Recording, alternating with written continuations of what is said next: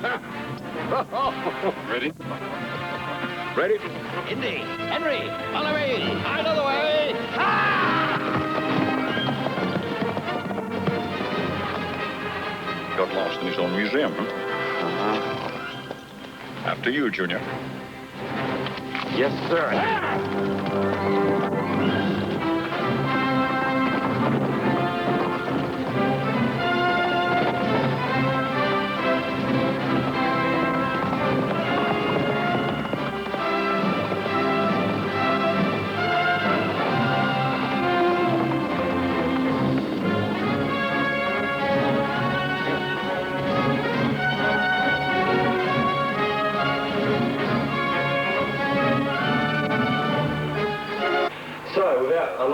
Without a long winding introduction, I'd like to give a big warm welcome to David, and we'll start the show. Thank you.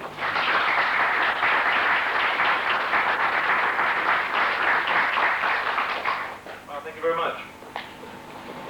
Thank you, Duncan. I met Duncan years ago when I first came to Australia. He was working for Simply Living magazine. Since then, I've been here a couple of times. I'll tell you just a few things about myself. I was born in France, 1957. My parents are Americans. I grew up in mountains of Colorado, Montana. I'd always been interested in UFOs and psychic phenomena, lost cities, ancient history. Okay, right over here? Is that where you want me? All right. Okay, so be careful. Don't heckle me too much because we're all going to be on, you're going to be on camera. So, okay, yeah, I was born in France. My parents were Americans. I grew up in the mountains, Colorado, Montana. I've always been interested in lost cities, history, psychic phenomena, UFO, ancient technology. I traveled quite a bit with my parents. They like to travel. One reason I was born in Europe, we'd been to Mexico and to Turkey and things like that when I was a teenager. I was very much a mountain nut and loved mountain climbing and camping and backpacking. Grew up in a small town in Colorado. Sir Edmund Hillary was one of my heroes as a kid, first climber of Mount Everest from New Zealand. So I wanted to go to also the Himalayas and climb and live in monasteries. I'd read that book by Lobsang Rampa, The Third Eye, too, in high school. I used to read a lot of books like that, and that kind of gave me this romantic vision of Tibet, you know, which Tibet is not like that so very much, although it is a very mysterious place. I think another show that affected me as a kid was a show in America called Kung Fu. You might have seen that. It was David Carradine and all that. Also, I used to, I was younger than that. I used to watch these cartoons called Johnny Quest.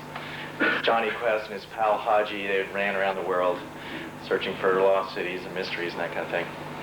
So I was very interested in really adventure, lost cities, and began traveling at an early age. I studied Chinese at the University of Montana, as well as archaeology, philosophy, comparative religious studies.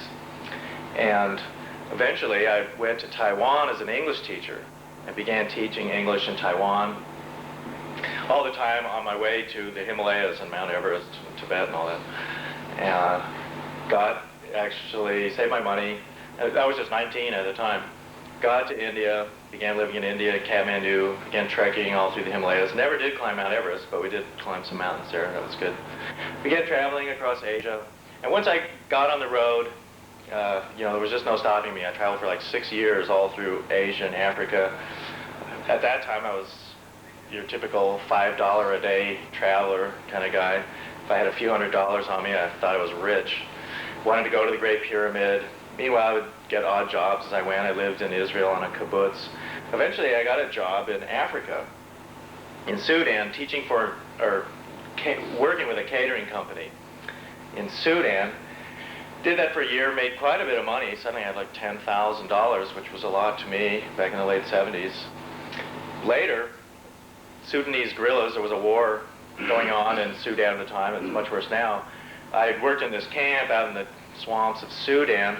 Later, Ananya II guerrillas, this revolutionary group in southern Sudan, came to the camp and killed everyone, including probably to replace me. I had left by that time, gone on through Africa. At one point, I was in Uganda during the civil war there,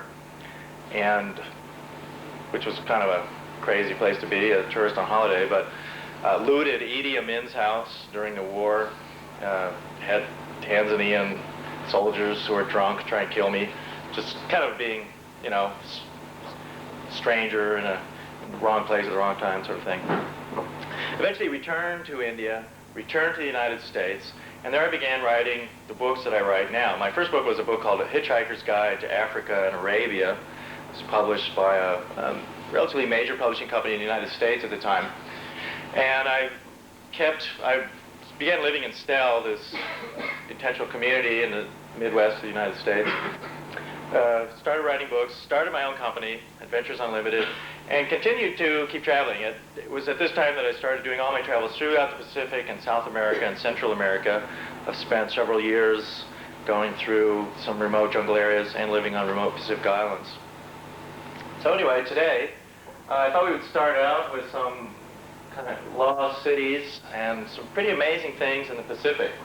And we'll go first to the mysterious island of Ponape in Micronesia.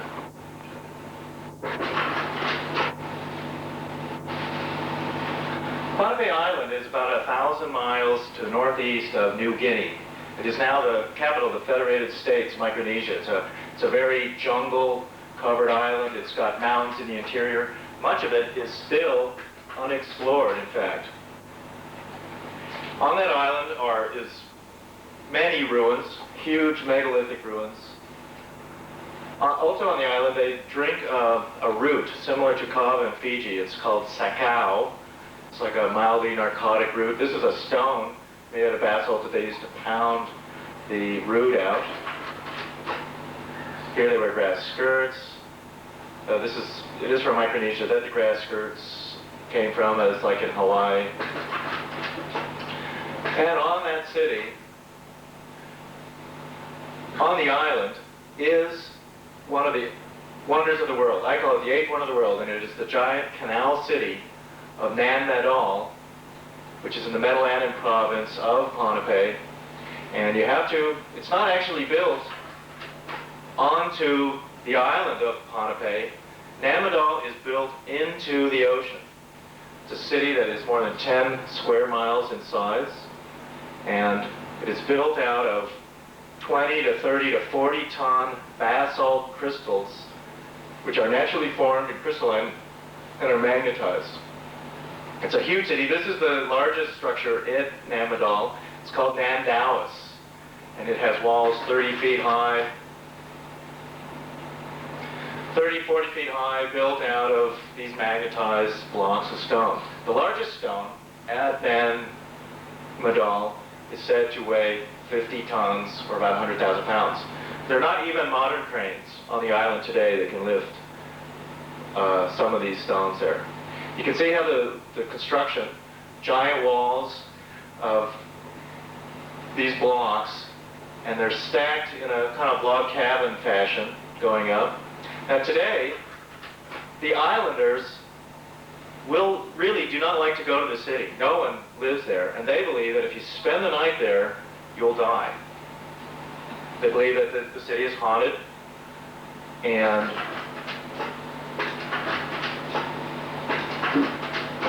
here we go. It is, now notice here these basalt crystals.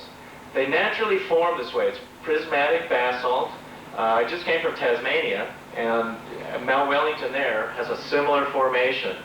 They crystallize in these cliffs, and they form 6 or 7 or 8-sided logs of crystal. Basalt is extremely heavy and also is naturally magnetic. When you go into the city, you see that you feel this energy field. And if you take your compass and you move it along these walls, your compass will go haywire. It just starts going around in a circle. And apparently the stones should be magnetized anyway, but there is an anomalous magnetic field there. You can really see how huge the wall is. You can see the canal here on the side. If you look up in here, you see the large lichen patches that are on the stone. Lichen is usually indicative, always is in fact, of tremendous age of a stone. Lichen grows very, very slowly, eating the rock. Wherever you see a large lichen patch, you know that you're looking at stones that are thousands of years old. Okay, now you can see how it is a canal city. Namdal is a city that is 10 square miles wide and is built out of more than 100 artificial islands that are built up and cut into this coral reef, and then on top of the artificial islands are built the huge structures. During high tide, you go walking through the city.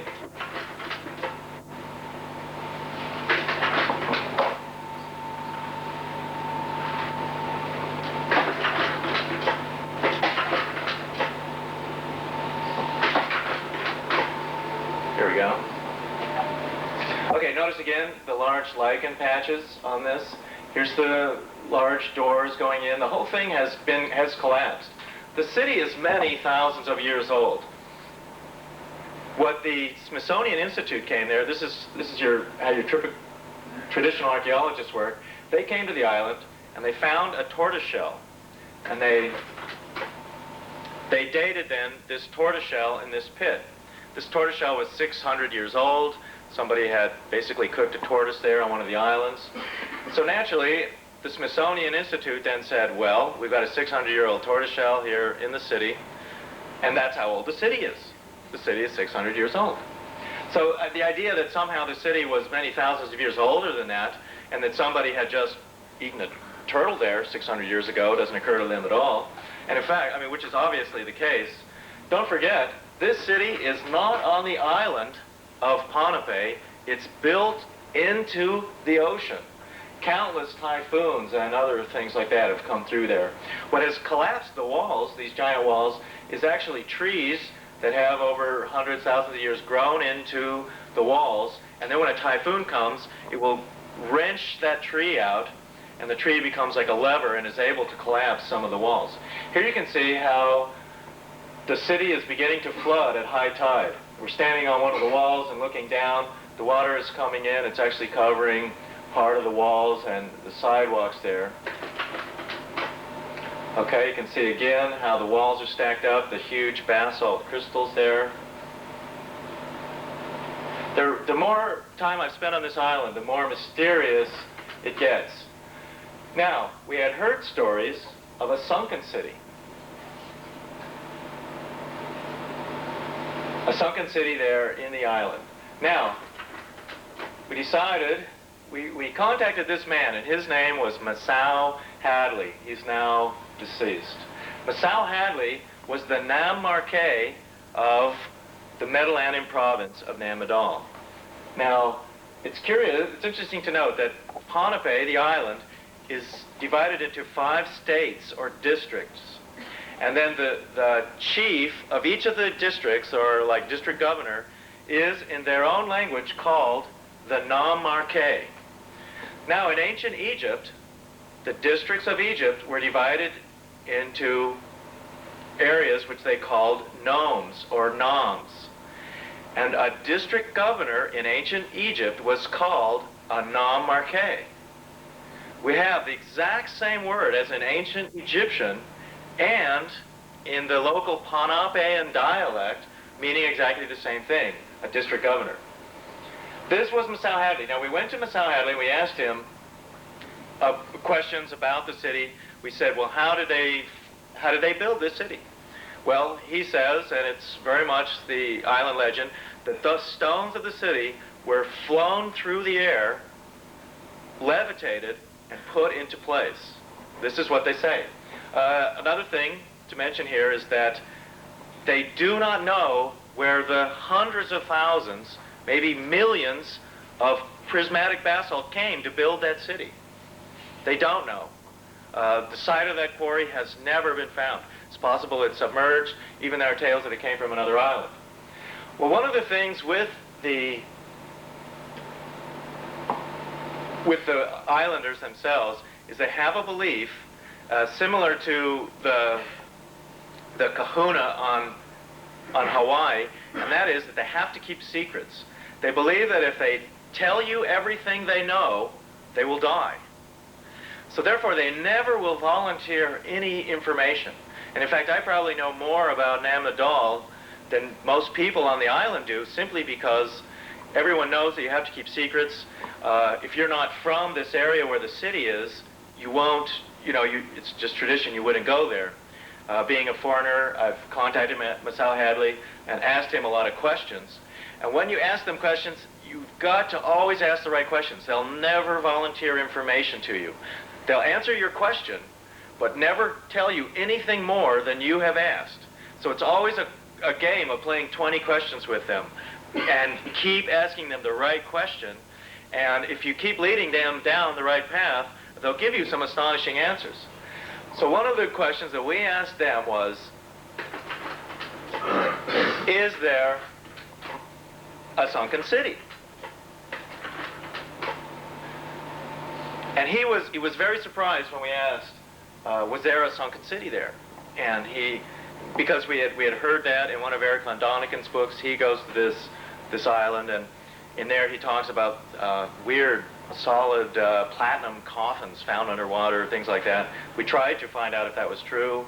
It was difficult to verify that, although we did find that during the Japanese occupation, a large amount of platinum was exported out of Micronesia, and we don't know where that could have come from.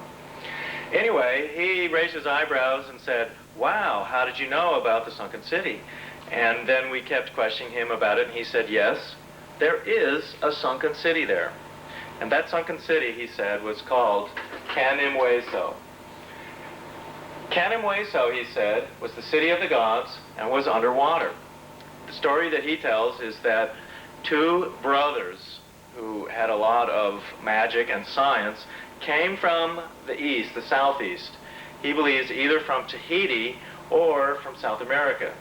And the two brothers came and they climbed a mountain along the coast, and this mountain is naturally pyramidal in shape. And looking down, they then saw this city of the gods, Kanimweso, the sunken city. They saw that city, and then they went and built Nan Madol, the basalt crystal city, which you've just seen slides. So we asked Masao Hadley, we said, okay, take us, please, to the side of this sunken city. We'll go diving for it. And he did. So we began, what we discovered were columns underwater at about 60 feet, just off Nandaois, the main structure. Now here's the thing, is that Nan Madol itself is built on this huge coral reef that goes out into the ocean, built onto the coral, and then there's a big drop-off. It's very unusual, this coral reef, because it just drops straight down at places. There are also, by the way, giant tunnels that go underwater all through this city. Some of the tunnels come out into these cliffs that you can see underwater, and it's all underwater. Now, at about 60 feet, we came to these columns that were standing perfectly straight up into the ground, into the air. Here we are. The columns were encrusted with coral. We used our diving knives and things like that to try and see what was underneath the coral. There was so much coral growth, we couldn't get beyond the coral. The water there is very murky. Generally, in Micronesia, the water is nice and warm and highly clear, but right where this area is where a river comes in, so there's quite a bit of silt that comes down and clouds things up. It's pretty spooky diving there. They say that there are two special sharks that are the guardians of the underwater city. We were told not to molest these sharks or take spear guns. Here you can see a diver just on top of one of the columns. These columns would be like 30 or 40 feet high, coming about 60 feet of water. An archaeologist from University of Ohio has done special alignments on these underwater structures and found that there is an alignment there. There's a whole chapter in my book on lost cities of ancient Lemuria in the Pacific where I go into that. It's got maps of these alignments.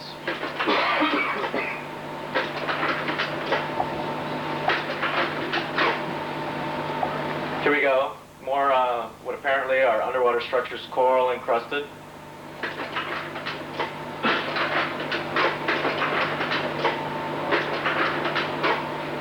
Okay. There we are. Okay, let's see.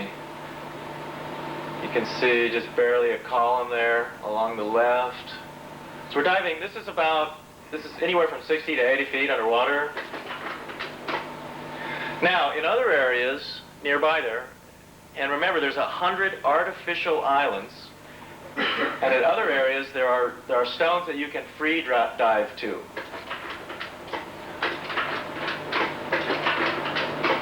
Here we go. Now you can see here what is clearly a big log of basalt. You can even see what appears to be lichen there.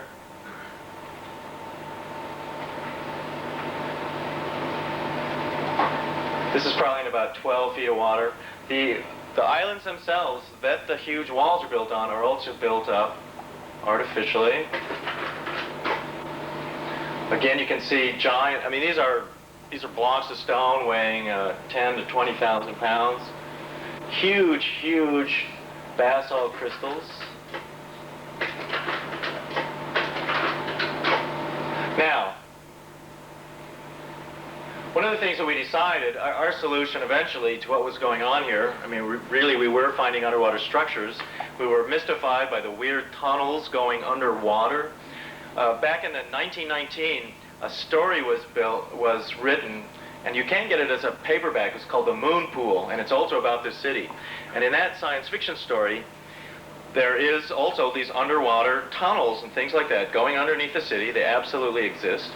And in that story, in the Moon Pool, what happens is these people spend the night there, which of course the islanders would say, don't do that, you'll die. And in that story, this like a kind of a underwater creature, like from one of these Creatures of the Black Lagoon type movies, comes out of this pool. These underwater tunnels really exist. Here we also see how coral has grown. You can see this line kind of growing through on the coral. It's almost like blocks of stone joining and the coral growing over it. What we finally came up with was, as a solution to all this, was that the underwater city had essentially grown over, and the coral reef itself was over this ancient city. And the coral reef was the city. And so it was like two cities on top of each other. One was the relatively modern city, still built thousands of years ago, which is built on top of this basically coral-encrusted city. So this coral reef grew over the city as it submerged and ultimately, eventually covered the city. But where you had, say, streets or perhaps canals at that time of the city, as the coral grew over it, it created like this weird tunnel system as it grew over the building, so that there were now these passages and tunnels underwater with the coral growing together. This is the more underwater stones here. Diving again to giant blocks. At times, at really low tide, some of these blocks were just barely starting to go above the water. Big blocks of stone coming in.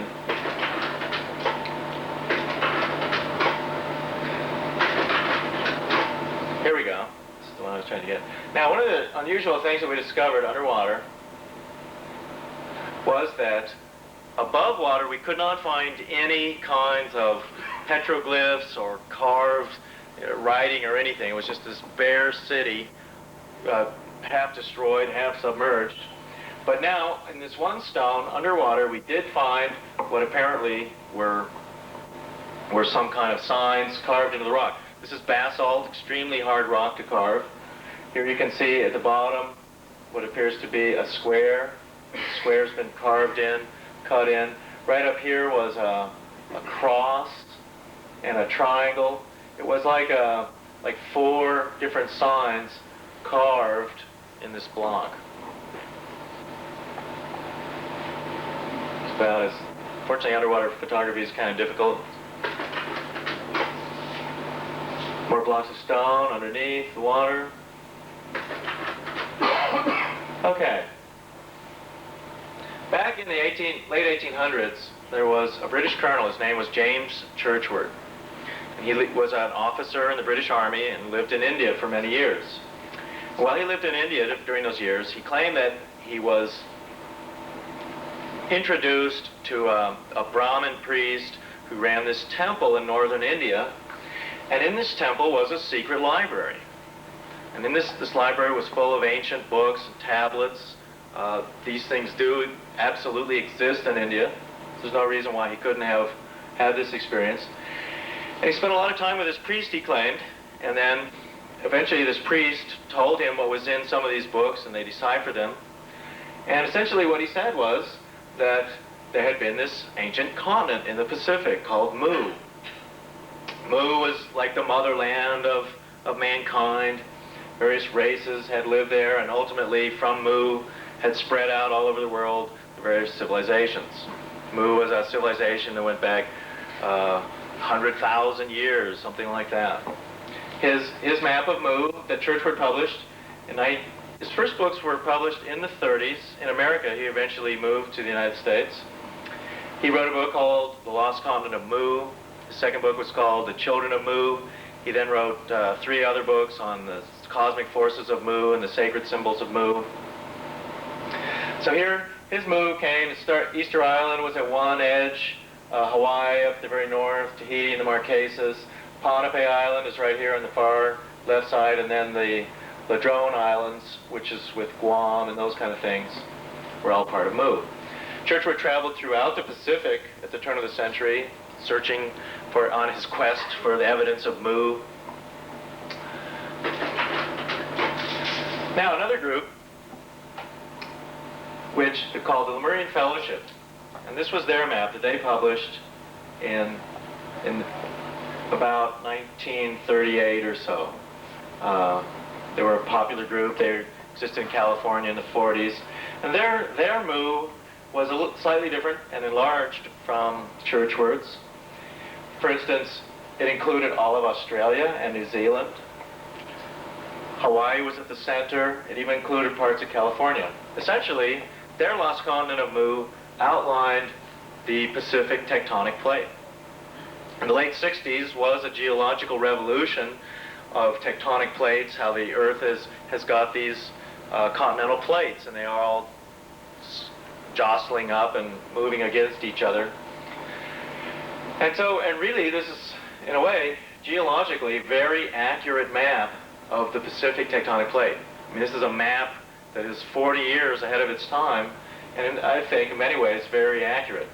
They claim that in the center of this Pacific continent of Mu was this huge high mountain, Mauna Loa, which is in fact the highest mountain in the world if you go from the base of the mountain to the top. Most of Mauna Loa right now is the main island of Hawaii, and the majority of this island is underwater.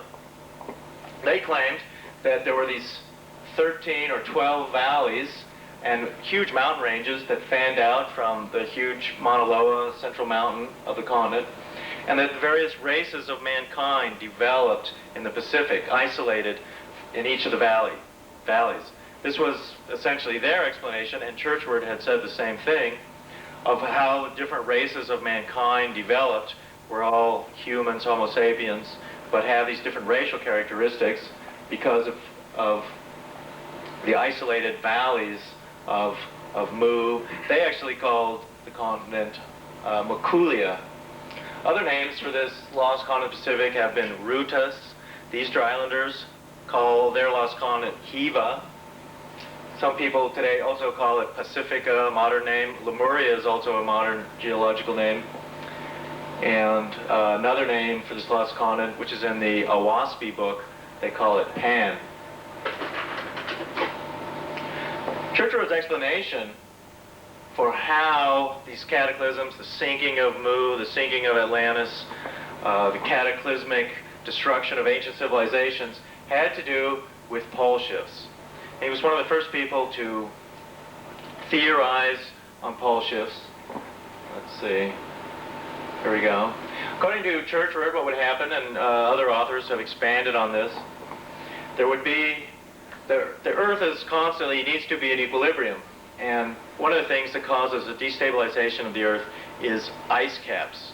When you have ice at the poles, at one or both poles, the Earth starts to get destabilized. The Earth wobbles anyway. It does not spin perfectly. It has what's called a Chandler wobble.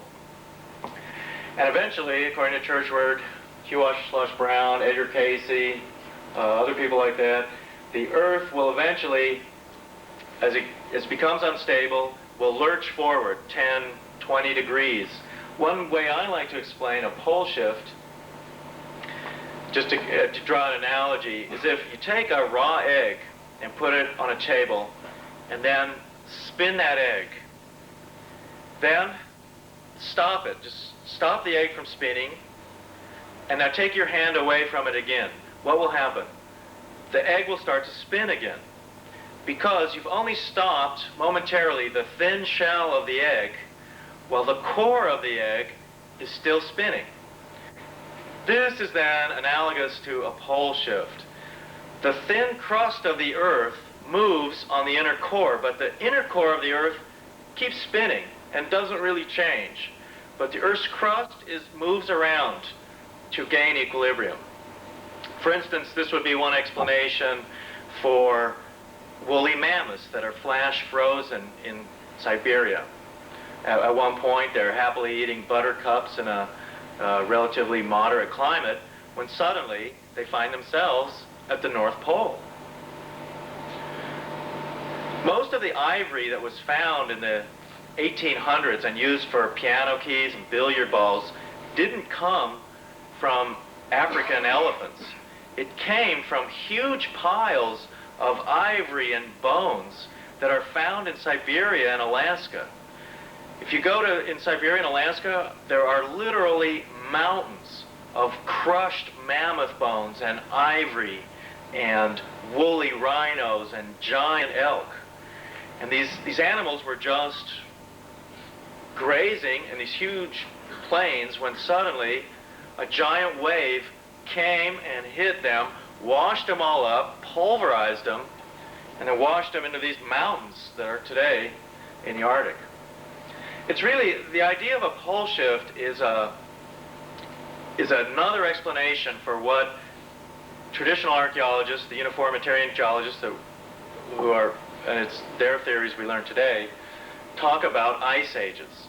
The whole idea of these ice ages occur, big sheets of ice come down from the North Pole and the South Pole or wherever and cover areas of the Earth and then recede. Well, one of the problems with ice ages that most geologists do not talk about is this. You had, during the last so-called ice age, say 10,000 BC or so, you had giant ice sheets coming down into Wisconsin and central Illinois, where I live today. And so they say, yeah, well, this was all part of this last ice age and the ice caps coming down from the North Pole. What they don't tell you is that at Baffin Island, which is in northern Canada, there was no ice sheet, and in fact, there was a huge redwood forest that is today, the remnants are still there, and it's like a petrified forest. And this is from 10,000 BC. At the same time that these glaciers were in Wisconsin and Illinois, you had in Alaska giant herds of woolly rhinos and woolly mammoths running around. So now you have an anomaly of ice, giant ice caps in, say, Wisconsin and Illinois, but north of that, you don't have ice, and in fact you have some temperate forest. Well, how do you explain that? I mean, they don't. They just, again, this is typical of archaeologists and geologists. If something doesn't fit into their prevailing theories, they just discard it and ignore it. Well, the reason you can have a forest in Baffin Island and an ice sheet in Wisconsin is that the North Pole wasn't where it is today. And the Earth had shifted around. The North Pole probably at that time was in the Hudson Bay area. This is anyway, the explanation for pole shifts. Similarly, there are maps that exist. They're in some of my books. The famous Piri Reis map, which is today in the Topkapi Museum, and is a map that dates from the early 1500s. That map shows sections of Antarctica ice-free. And that map is probably drawn from older maps that are from, I'll just guess, from 2, 3, 4,000 BC, something like that. Today, there's more than a mile thick of ice in Antarctica. The statistics you read on Antarctica are astonishing.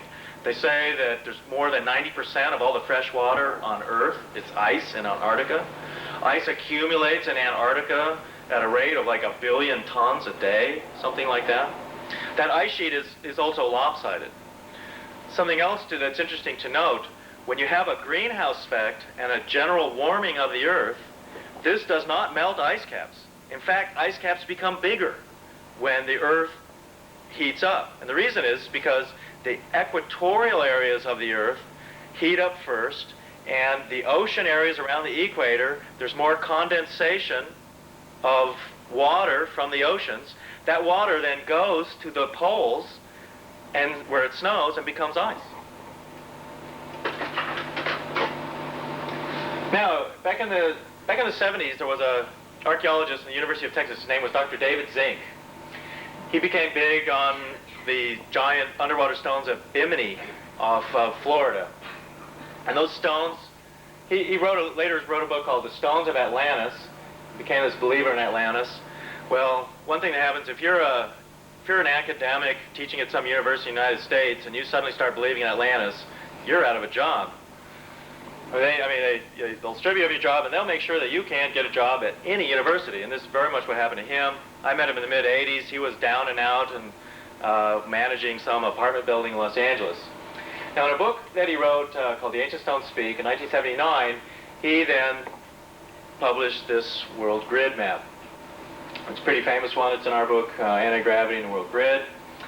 So you'll notice here, Easter Island would be grid point 47 on this map.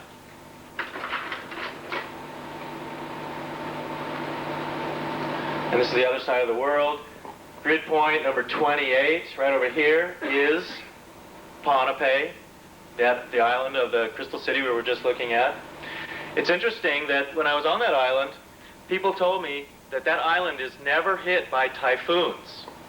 The reason that island is never hit by typhoons, they say, is because it's there at that island that the typhoons start. The typhoons start at that island, a major vortex area on the planet, and from the island themselves, they begin going out across the Pacific, hit places like Guam or the Philippines or Taiwan, wiping them out. But the island itself is relatively secure from typhoons simply because it's where they start. You'll notice over here that grid point number 1 on this map, Zink's map, is the pyramids at Giza. And down here, grid point number 44 is in South Australia. And I believe that that grid point is actually the Maralinga atomic test site. So this is one thing they discovered, was that as they plotted major intersections on the grid, vortex areas, they found that there were megalithic sites there. Where there weren't megalithic sites, or in some cases both, the military began using them. Military bases were placed on some of these spots, or, as in the case of grid point 44, for whatever reason, atomic testing was done. Now, one of the things, here's one way that the Earth grid is created. By the way, there are different kinds of grids. Bruce Cathy, the New Zealander, writes all those books, a friend of mine. His grid is different than this one. This is not the same as Bruce Cathy's grid. His is a light harmonic grid. This one is more just an electromagnetic grid on the Earth. Now here we can see, first of all, the old concept of magnetism, if you look at the top left drawing, is that you have with a bar magnet, you have a north pole and a south pole with the magnetic field running basically from one pole to the other. They've basically discarded this theory of magnetism now for what is the new concept of what is called a block wall in the center of the magnet. In other words, there is a null zone in the middle of the magnet, and the field from either pole meets in the center and doesn't actually go all the way. And so you have an equator. The block wall, which is spelled B-L-O-C-H, is this null zone, like the doldrums of the equator. So therefore, we can see in this lower drawing here how the Earth's magnetic fields create, rather than just going from the North Pole to the South Pole, they meet in the center, and these this complex magnetic fields then crisscross and create a grid pattern throughout the Earth. Where the fields cross, these lines, these magnetic field lines, you're then supposedly going to get one of these power spots, one of these vortex areas, where you're going to get either an upward vortex or a downward vortex. The Russians, too, had their energy grid model. They treated the Earth as like a giant crystal, where the facets of the crystal energy will run along. Same concept of the grids. Where they cross, you're going to have these power points. The bottom illustration is of a carbon-60 molecule. You can see how these grid concepts really work even on an atomic level. Carbon is basically what all life on this planet is based on, carbon.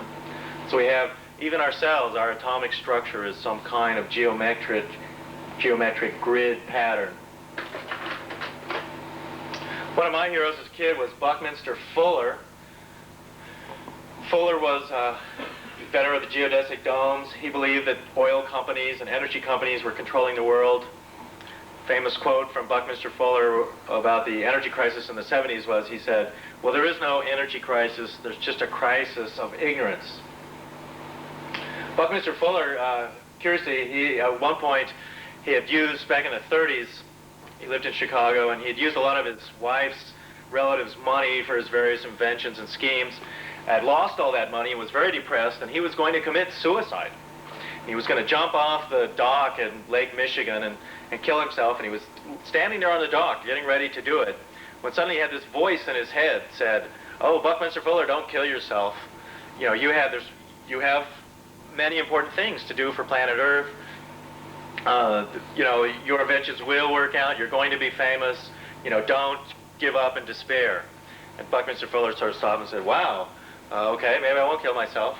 And continued, and he persevered, and eventually he came up with his geodesic domes, his grid maps. He was one of the first. He drew his Dymaxion map, where he also treated the world as a grid. He wrote a book called Utopia or Oblivion. One of Buckminster Fuller's books too, Operation Manual for Spaceship Earth. He also countered the popular philosophy that there's not enough food in the world, there's not enough resources, there's this population bomb, that kind of thing. All these people, we can't live together. To Buckminster Fuller, that was total malarkey. Buckminster Fuller was very much an advocate of the abundant Earth. There's more than enough on this planet for everyone, for all the Earth, and I very much believe that too. It's just that we don't live in harmony with the Earth, and we spend most of our money and resources on weapons and destructive things. Now, back to grid point 44, South Australia. The British government back in the 50s decided that they were going to detonate this atom bomb there at grid point number 44. So they sent a South Australian explorer, his name was Len Beadle, to go out to that grid point. And they didn't just tell Len Beadle, they just say, well, Len, go out and find some empty spot in the desert where we can detonate our bomb. No, they told Len Beadle to go to this place. And they said, here is where we want to detonate our bomb. Go there and find out what's there. And that became later known as the Emu test site. This is a map to it. Now, when Len Beadle got to the place where the British said they wanted to test their atom bomb, he found ancient structures there. He found these stacked stones. Notice the large lichen patches on them. I haven't been there. Whoops. Didn't mean to do that. He didn't. What he discovered were these ancient sites. Stacked stones. These may be basalt crystals. Don't really know. In the back is a platform of cut stone blocks. I don't have any slides to show you the back of this platform, but these are cut blocks fitted together. I got this photograph from Bruce Cathy, who got it from Len Beadle. Len Beadle himself took this photo in the 50s. The site is now radioactive, I guess. You cannot go there. Curiously, I mean, the British didn't seem to care that there was some ancient site at the Maralinga atomic test site. They just decided they were going to explode a bomb anyway. According to Bruce Cathy, the the testing of atomic weapons and other special military facilities are always specially located on the Earth and not just haphazardly or where cheap land is or something like that. He claims that there's always a harmonic grid value placed there, and that each of these facilities has some special function, particularly atomic test sites. So Easter Island 2 is definitely a major vortex area on the planet, a very mysterious place. Now, throughout Easter Island are giant statues.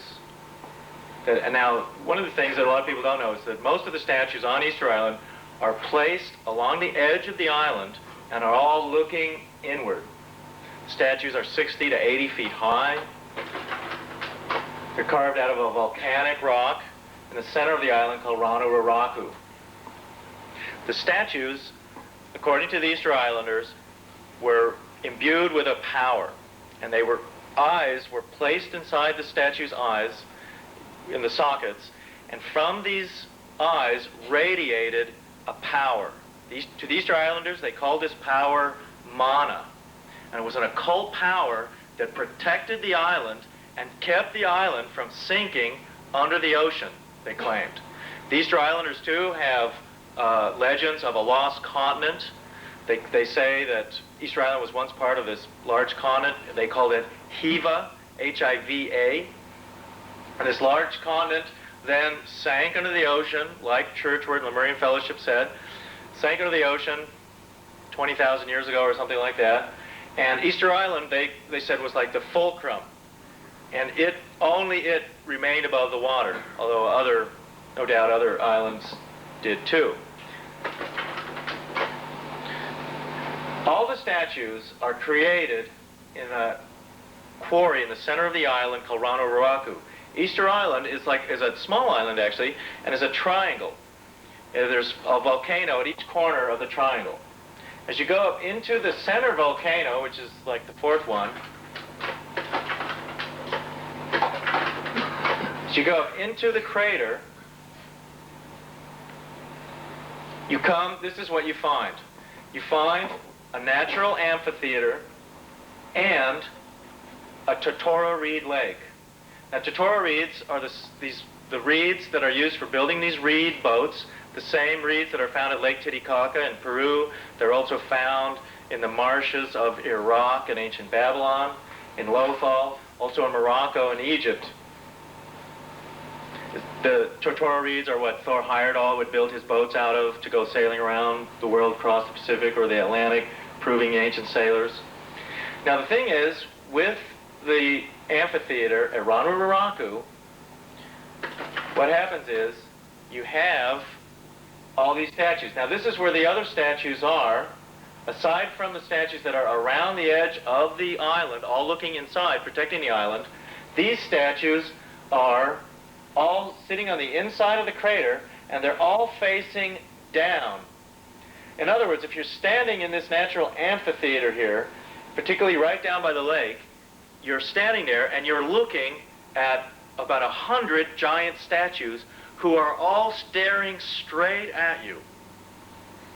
It's a very interesting experience. You're standing there, these giant statues, they're buried up to their chins in sediment, and they're staring straight at you.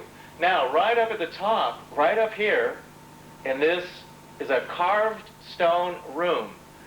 And in that room are 7 carved seats. Now, supposedly, according to the Easter Islanders, 7 masters would sit in these seats. And you can look out over the island, and they used a ball, what was a giant stone ball. It's now on one edge of the shore. And supposedly they would look through that ball and use that ball and their mind power to make the statues walk around the island. The amphitheater itself was very much like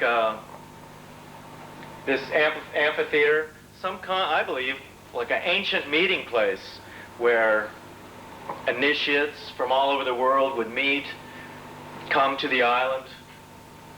Notice here again how, like this statue over here, I mean, this is only about a third of the statue. The rest of him is buried underground. And if he wasn't purposely buried, these statues are so old that just 30 feet of sediment has accumulated just in the many thousands of years that they've been standing there.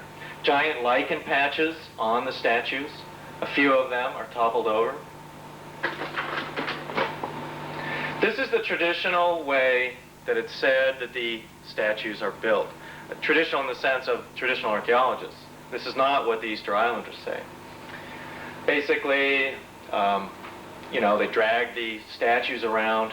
If you're on Easter Island, generally what the Chilean government has put up of the way that they moved the statues was that they lay them on their stomachs and then rocked them, kind of tied like a sled on either side of them, basically rocked them around the island.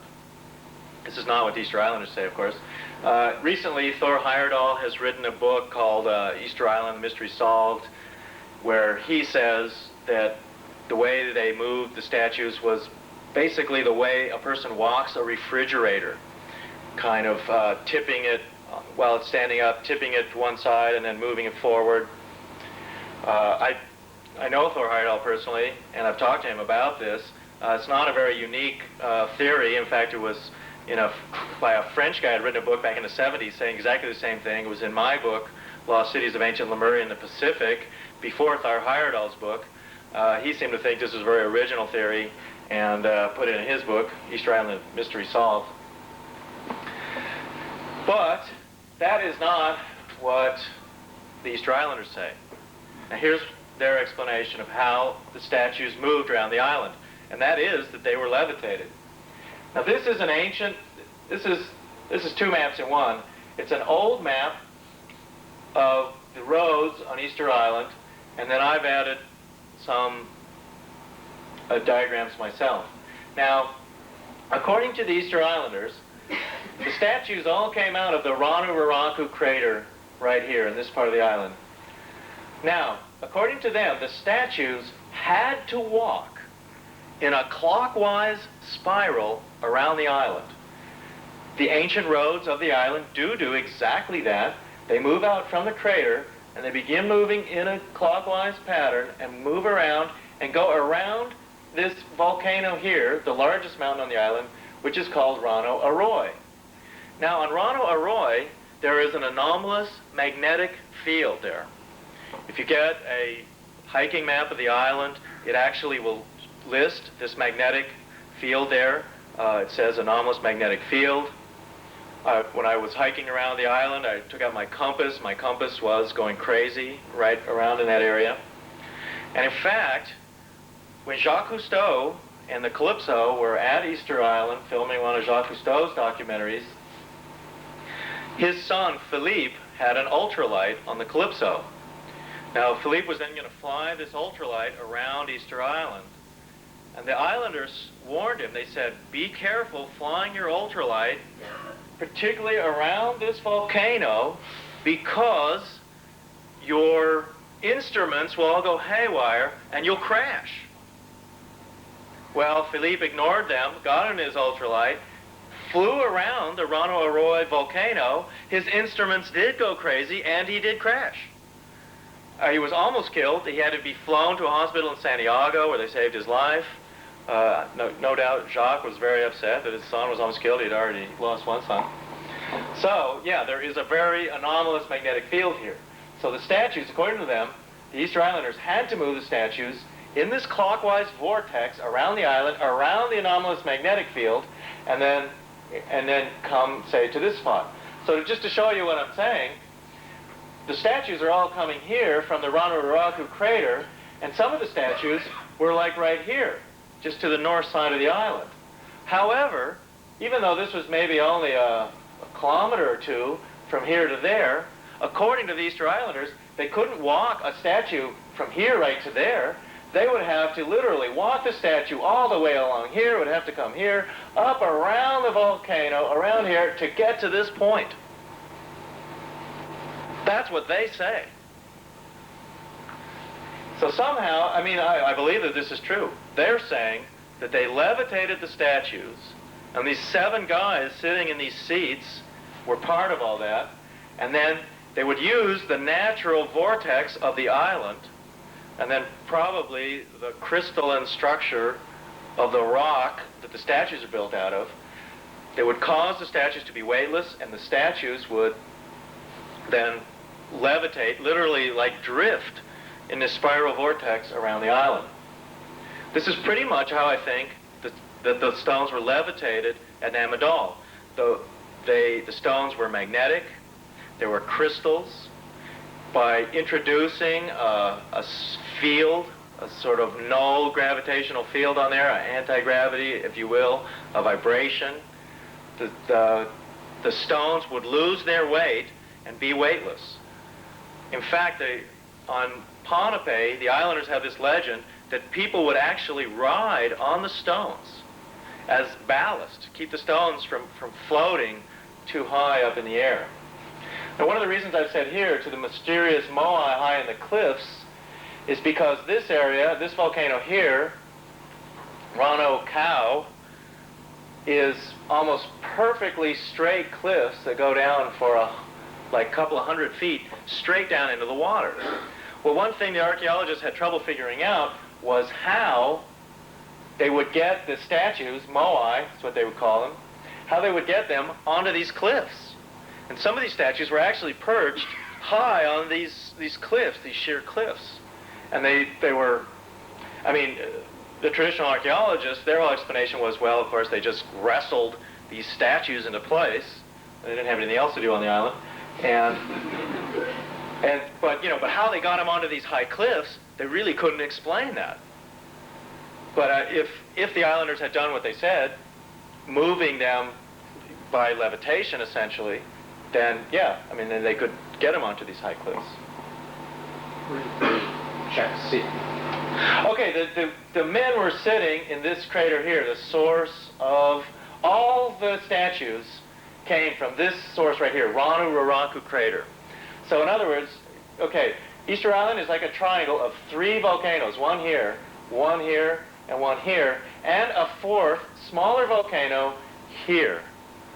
Not the center of the island, but in this area, right in here. Throughout Easter Island, too, there are weird caves.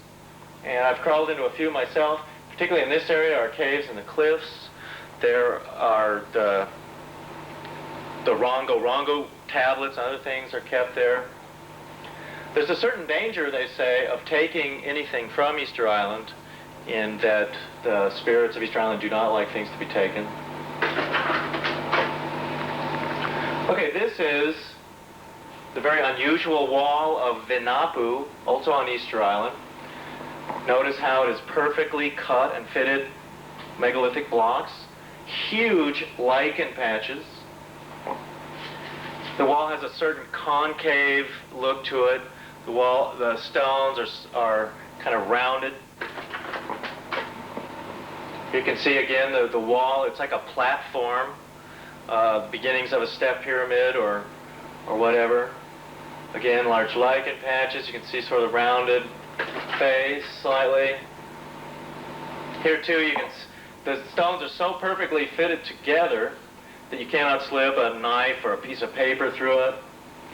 They fit together, and it's done in something of a jigsaw puzzle too, where the stones are interlocked. You can even see here how the edges of the stone are all fitted together on the other side, and even this little keystone is put in, a little small triangle, also perfectly fitted in there. This kind of construction is exactly the same kind of construction you see in South America, in the Andes Mountains in Peru and Bolivia. This is a wall from Ollanta Tambo in Peru, near to Machu Picchu. See again the way it's virtually identical to the type of construction at Easter Island. Giant blocks of stone, perfectly fitted. Slightly jigsaw puzzle. There was a certain roundedness. Notice too, large lichen patches eating the stone.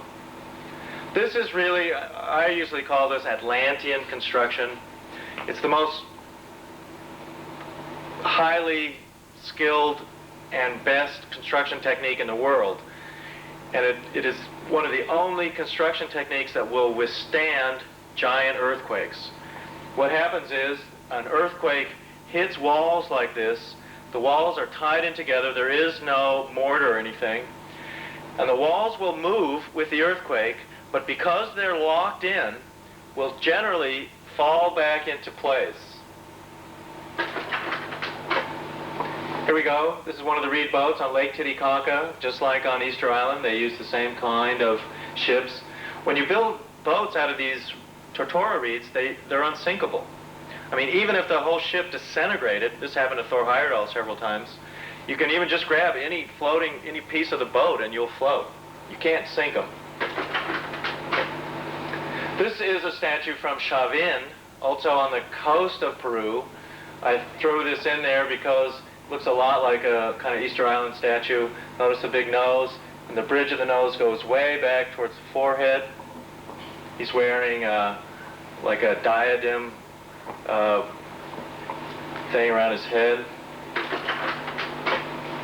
Okay, back to Easter Island. The only other place on Easter Island where you have the statues. You have the statues that are all ringed around the outside of the island, looking in, protecting the island from sinking. You have the statues in the crater, in the amphitheater, which are all looking down to the lake. And then you have these 7 statues, which are separate. They're in the middle of the island, and they're staring out towards the southeast, towards Antarctica. They are apparently the representatives of the 7 so-called masters who would meet on the island and allegedly move the stones. All the statues on the island, by the way, except for the ones in the crater that are buried up to their chins, most of the statues that were along the edge of the island were destroyed. At one time in Easter Island there was this civil war between the so-called long ears and the short ears. And after this war, all the statues were, in a sense, killed. And what they did was, they would take statues and they would execute them by doing this. They would place a large stone so that when they would push the statue over, and as it fell, its neck would hit a large stone and its neck would break. And that was part of their thing, to attempt to break the necks of the statues. Because the statues had this power in them. They were alive. Even today in Tahiti and in the Marquesas, many of the giant statues there, antiques, still are alive. And you cannot get Tahitians, particularly if they're from that island, to touch or move these statues. They're afraid they'll die because the statues have a power in them, this mana. So on Easter Island, there was actually some deliberate attempt to destroy the power and, in a sense, kill these statues.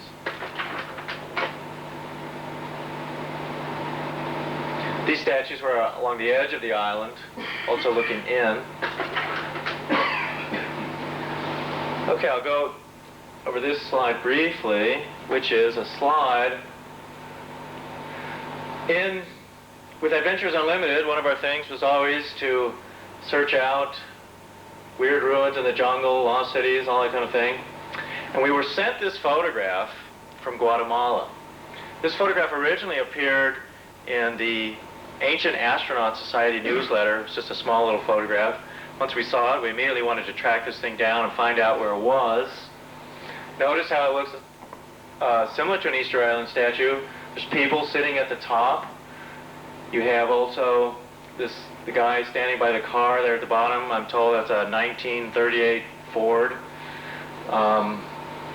You can even, if you look carefully, you can see even eyelashes there on the face. It's interesting to think that maybe this statue was buried, much like Easter Island statues, and there could be another, 100 feet of that statue underground. Who knows? We'll get into this a little bit more on our search for that statue. This is the Nazca Plain in Peru. That's also a vortex area on Zinc's map. This is an aerial photo. You can't really see anything on this plain unless you're flying in an airplane. Notice how it's often said to be some kind of ancient runway for ancient sites and things like that, moving along. Notice here, vortex spiral on the plain. Lots of lines, all etched across.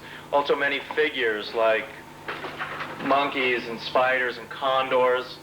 Maria Reike, who was a German anthropologist who's done most of the work at Nazca, she believes that Nazca, well, an element of Nazca anyway, is that it's a giant astronomical chart.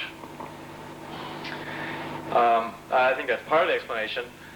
Nazca is many, many things on one thing on top of each other. The giant trapezoids, it's interesting, when you're in the plane, the small planes flying over, at one point the pilot will actually pretend to land on one of these trapezoids. It does look like a runway. Although I don't really think these were runways myself, this is my own explanation, although I do think they were meant to be viewed from the air. The making of the lines in Nazca is not so hard to do. They basically just scraped off this darker layer of the Earth, it's very rocky there, to expose this lighter underlayer. But now one of the mysteries of Nazca, these weird geometrical shapes, the vortex patterns, also the astronomical symbols on there, is that some of the lines, you have these perfectly straight lines that go throughout the plane, and these lines go for hundreds of miles perfectly straight through the Andes. One interesting explanation that I was given about Nazca by some Peruvians one time is that the shamans of Peru would, in some of their ceremonies, they use a hallucinogenic cactus called San Pedro cactus. There's also in the Amazon a bush called ayahuasca, and they would use, both of these are highly hallucinogenic drugs, and when you take San Pedro or ayahuasca, you immediately go into like a trance, and you're launched astrally, and you're like flying. And one person explained to me with the Nazca plane was that one of the reasons for these etchings and different figures, just one explanation, is that these brujos, these shamans, when they would take the San Pedro cactus, one of their tests was they would have to fly over the Nazca plain in their astral body, and then look down, and then later tell their teacher what they had seen, and describe it correctly, that kind of thing. So now, in the Nazca plain, what we've got here are these straight lines. These straight lines would go for hundreds of miles through the Andes.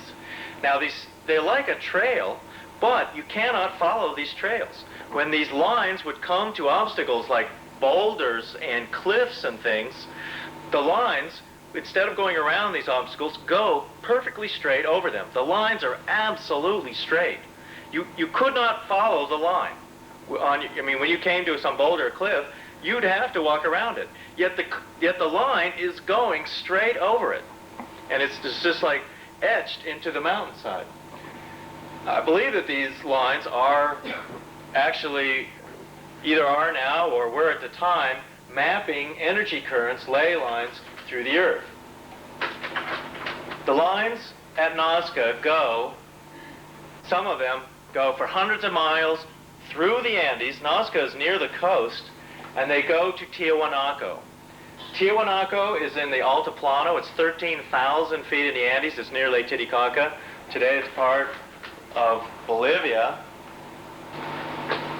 Okay, so what do you find at Tiwanaku? You find an incredibly ancient city that is megalithic in size and has been destroyed in a cataclysm.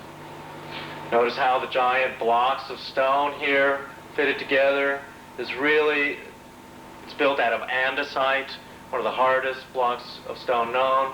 It's a granite type rock, crystalline in structure. You have these giant statues at Tiwanaku. The statue weighs probably about 50 tons, 40 tons maybe. Stands about 25 feet high. It's carved out of andesite, very hard rock. Notice how he's holding in his hands two kind of oddball things. Nobody's quite sure what those are. Artifacts. Could be a jade scepter. Could be like a knife or a sword. Might be even some kind of weird high-tech gizmo. He seems to be wearing a turban. Atlanteans supposedly wore turbans. They would knot turbans. They would wear like a knotted turban in the front. This is the famous Gate of the Sun. It's also carved out of andesite, weighs about 100 tons. It has been said it's been cracked in a huge earthquake. It's one of the few things that was left standing at Tiwanaku. It has been said that these hieroglyphs around the outside, around on the face here, some people believe that that's a Venusian calendar of Venus. Now in the center there is what they call the sun god. Now of course this gate would have had other giant blocks all fitted next to it. Here is the close-up of the sun god. Notice how he's wearing a feathered headdress, much like American Indian chiefs were wont to do. He's got two scepters on either hand, and he is crying. There are tears coming down his eyes here. It's said that he's crying for Atlantis or Mu, crying for the lost land. This is what it looks like on the Altiplano today. Very bleak. It's cold and windswept. It's also the home of the potato, where the potato came from. It's really, it's a pretty bleak place to live. You have 20,000-foot mountains ringing the area. This is the Gate of the Sun, or Gate of the Moon, more hieroglyphs undeciphered at the top, another gate. Notice how on either side here you have these notches there. Those notches are also to fit more giant blocks in. It's a way of fitting these giant blocks together and interlocking these massive stones so that they would be earthquake-proof. Now, about a mile away from the Tiwanaku, there's also a pyramid at Tiwanaku that's been mainly destroyed. There's a very strange site called Pumapunku. Now, some people, like Churchward, claimed that Pumapunku was also the remains of an ancient sea-level canal that went from the Pacific to the Amazon Sea. Okay. At Pumapunku, when archaeologists would start digging, under about 15 feet, anywhere from probably 7 to 15 feet of mud and sludge and dirt, whenever they start digging, and this is all fairly recent too, just within the last few years, they would uncover these giant blocks of stone. The whole city has been wiped out in a giant tidal wave and earthquake. The stones are highly articulated, they're cut, they have, it's a very hard stone. Here you see what are called keystone cuts. It's a very unusual way of fitting together megalithic blocks of stone. What they do is in a keystone cut, you have stones, there are actually 3 blocks of stone here, and then on one side of a block of stone, you cut a cut to put a clamp in. Sometimes these are hourglass shaped, other times they come straight out and then they flange out. You can see the same thing on the other side. These are called keystone cuts, and what happens is a metal clamp goes in there. A clamp either made out of copper or out of silver or out of some gold alloy is placed in the cuts there, and it holds the blocks together. This is an extremely unusual way of fitting megalithic blocks together. And you find exactly this same technique at the megalithic sites in ancient Egypt. If you tour ancient Egypt and you see where a lot of the giant statues have been placed together, that kind of things, you'll see exactly the same kind of technique. It's impossible that a technique like this would have developed separately in different parts of the world. This is the slide that was missing before. I just wanted to show you so you can really get an idea of what this is like. Gigantic stone blocks, perfectly cutted, weighing up to 100,000 pounds, 200,000 pounds. Huge, huge building blocks. I mean, it's when you're there, you just can hardly believe it. I mean, these people built buildings to last, buildings to withstand huge earthquakes, and the buildings are just destroyed. I mean, they're like some kids' building blocks that have just been smashed and thrown out. Some huge cataclysm has taken place here.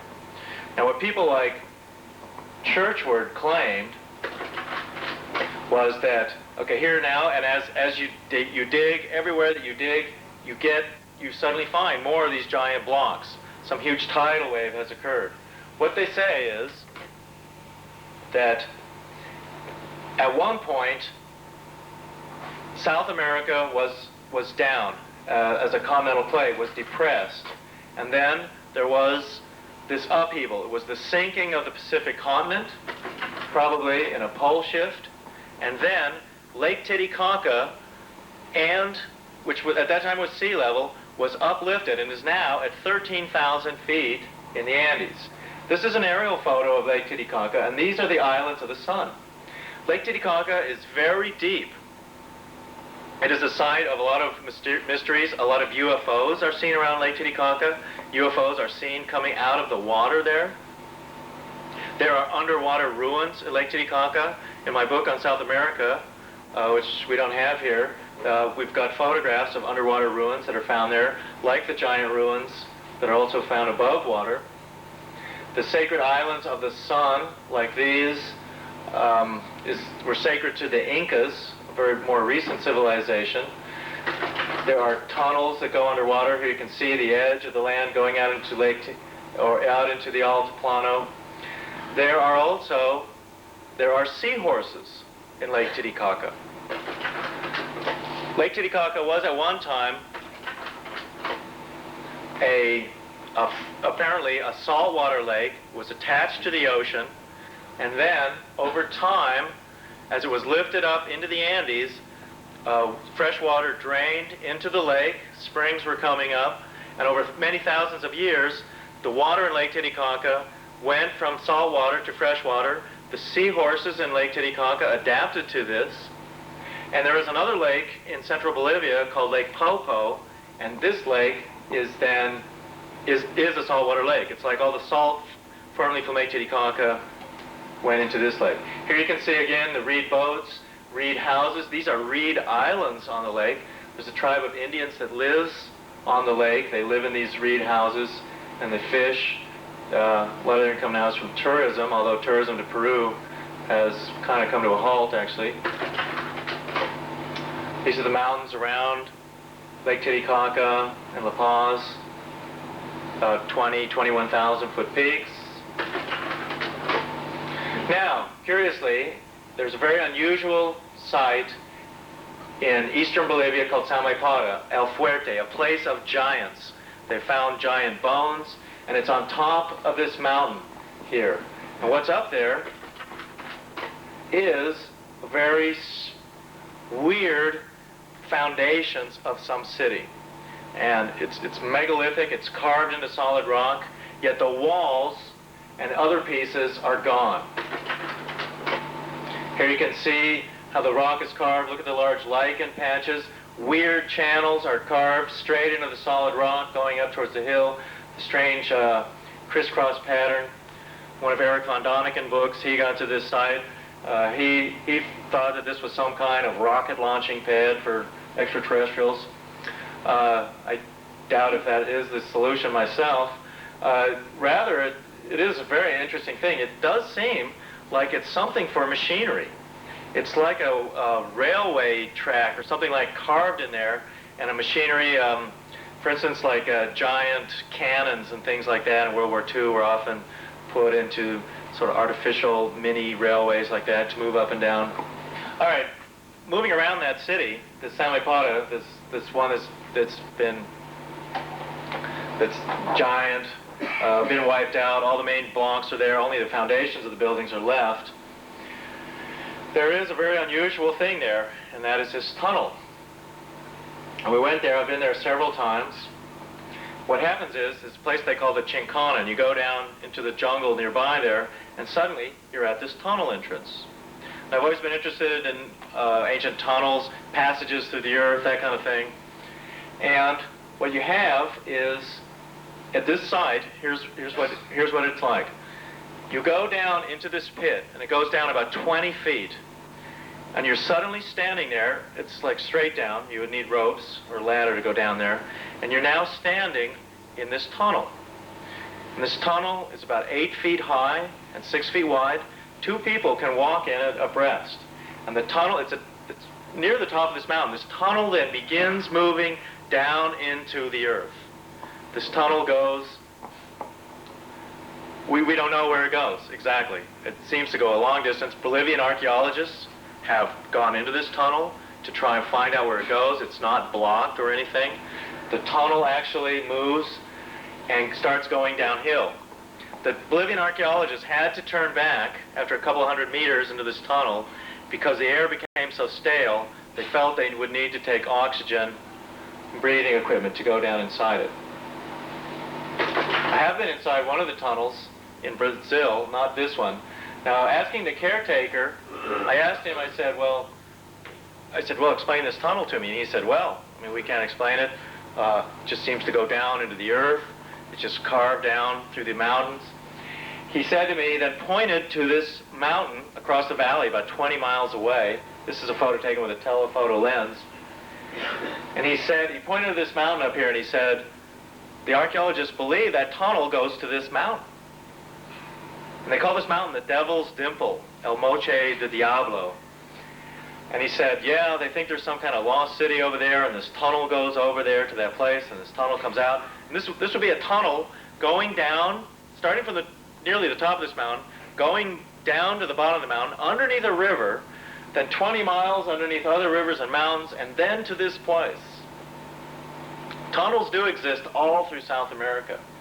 We went on one of our expeditions to this mountain to try and find these other tunnel entrances and the lost cities. We were not able to find anything there, though we spent several days hiking around in that area. Okay, that is the last slide of this tray, and we'll take a break right now, I think. Duncan is sailing me over there. And then we'll come back, and we'll go a little bit more into South America and the structures there. And then after lunch, we'll get into pyramids on Mars and the moon and UFOs. We'll have some questions then, too, later. So we'll take a break, about a 10-minute break.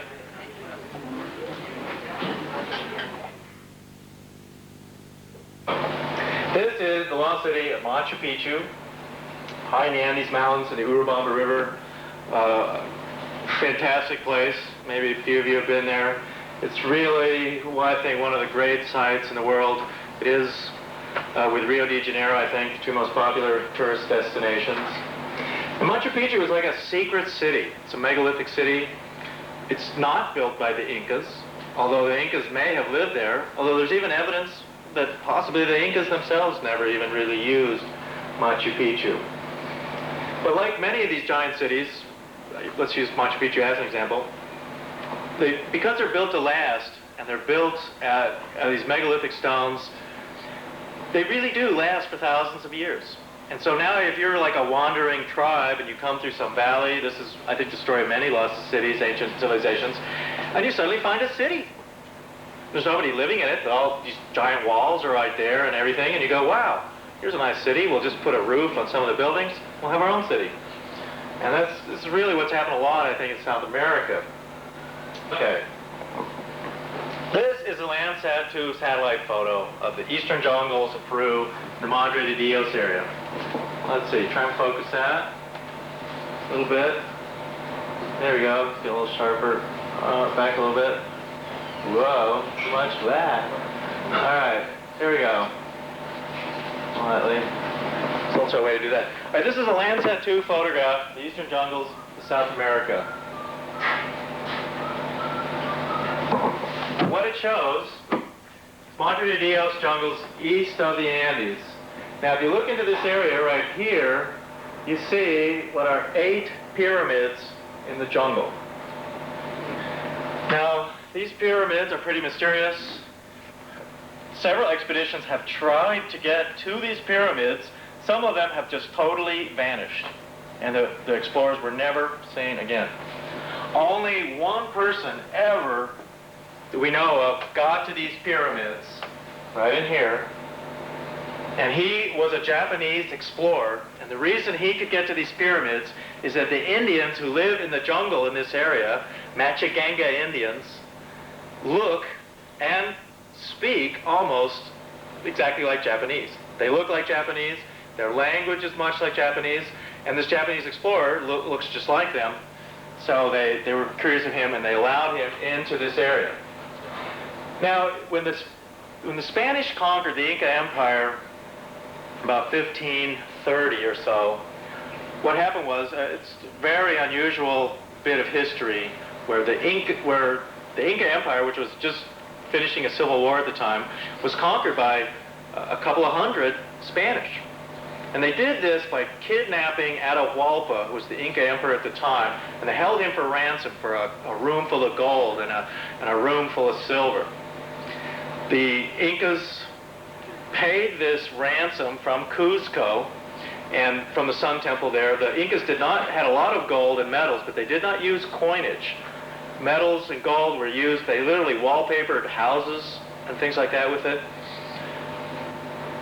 They paid this ransom, which was to them almost like a ransom of pots and pans or something. And then, but typical of the conquistadors, they didn't keep their promise. After the ransom was paid, they executed the emperor and then marched on to take Cuzco, the capital. Now, essentially, by executing the Inca king and then putting in their own Inca puppet ruler, they now were in control. But now the Incas themselves, realizing what was going on, decided they had to get they had to remove the treasure. And they took the treasure out of the Temple of the Sun, and they moved it to a secret city, which is still undiscovered today, a city called Paititi. This is Ollantaytambo, also in the Urubamba Valley.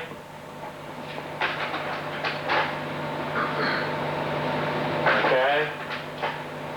Just go on to the next slide. Right. Here we are, Machu Picchu. Here you can see some of the giant blocks of stone. Huge blocks here. The whole thing's been split by an earthquake.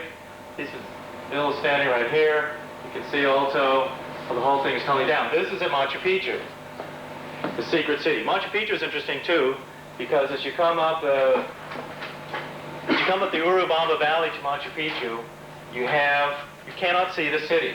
The city itself is hidden in the mountains. Here you see the different doors.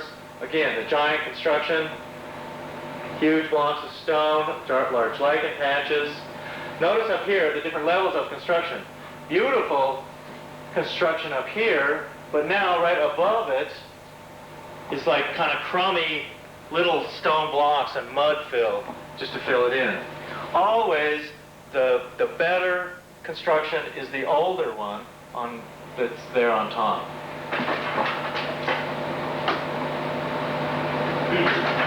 Now we began ourselves, here again, you can focus this.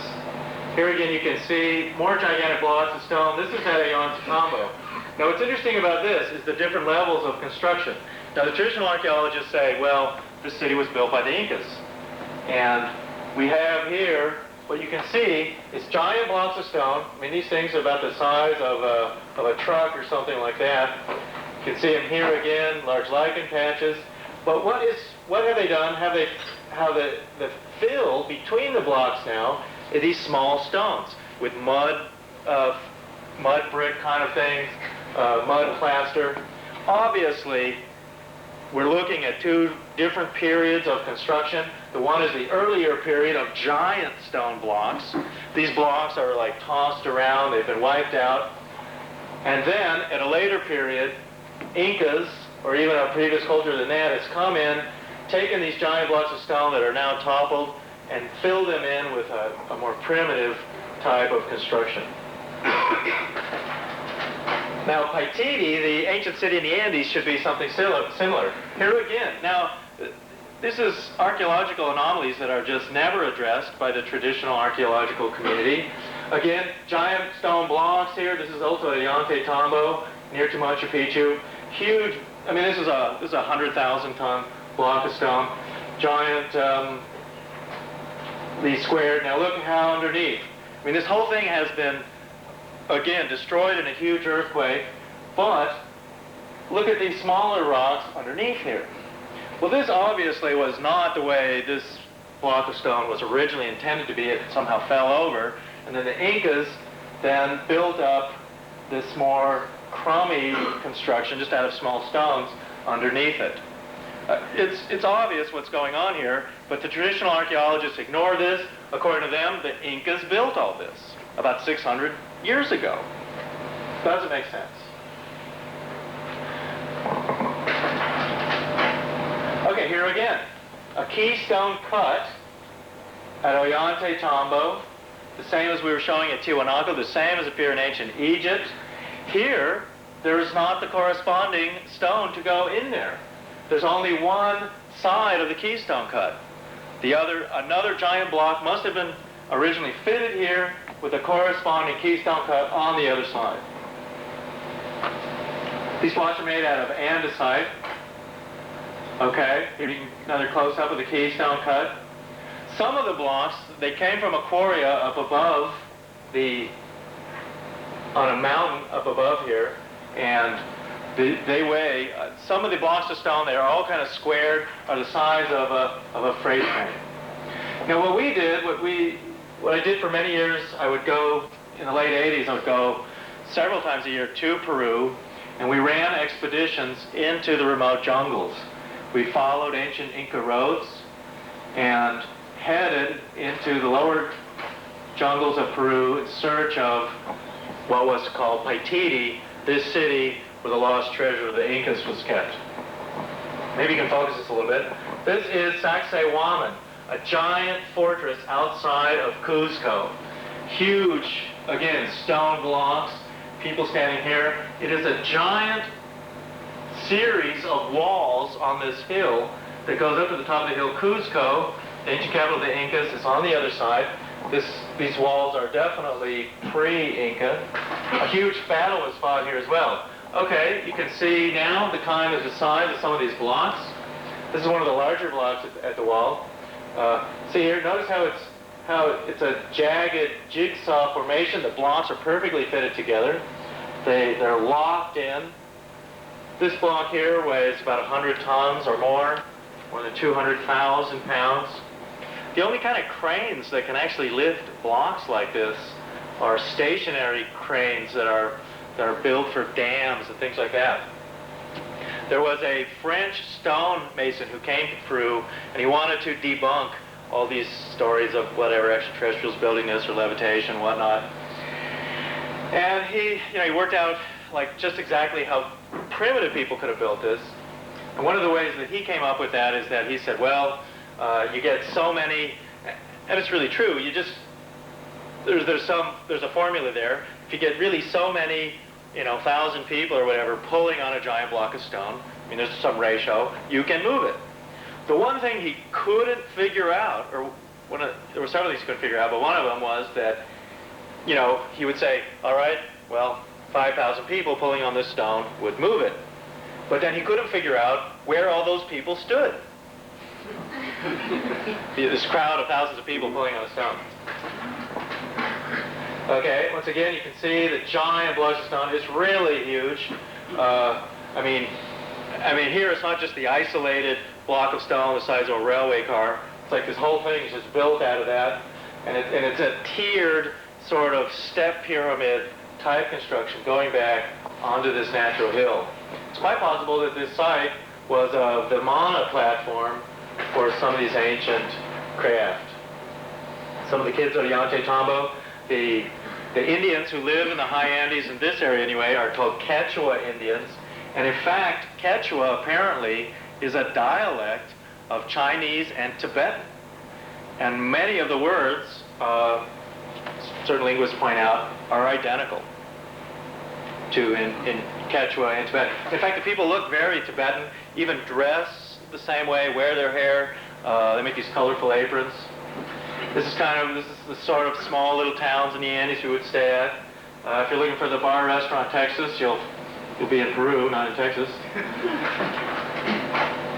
Here we go. We would follow, sometimes we would use llamas, alpacas like that. We would move through the high Andes and follow these ancient Inca roads into the jungles. The legend of the lost treasure goes that 14 mummies, gold-clad mummies of the ancient Inca empires, plus the golden sun disk from the Sun Temple, all kinds of gold artifacts were all moved to the secret city. Here again you can see the kind of walls. I mean, this is pretty much what we thought that Paititi would look like Machu Picchu. Now also around Sacsayhuaman you get these strange, like weird rocks just all carved. You see upside down staircases. Rocks are just kind of carved willy-nilly, helter-skelter. And in some places, this is extremely interesting, where you see what appear to be, these are two blocks of stone facing each other. They're about a meter or so apart.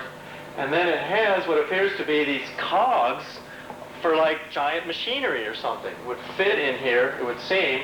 And like this was like the teeth, and some like a giant cogwheel or piece of machinery or something would then catch in here and then move. You see weird places like this. It's really, as you just hike around in the mountains around Cuzco, you see all kinds of stuff like this. It's weird. Here, look here. Here's like a strange stone face and stuff like that. It's all carved here.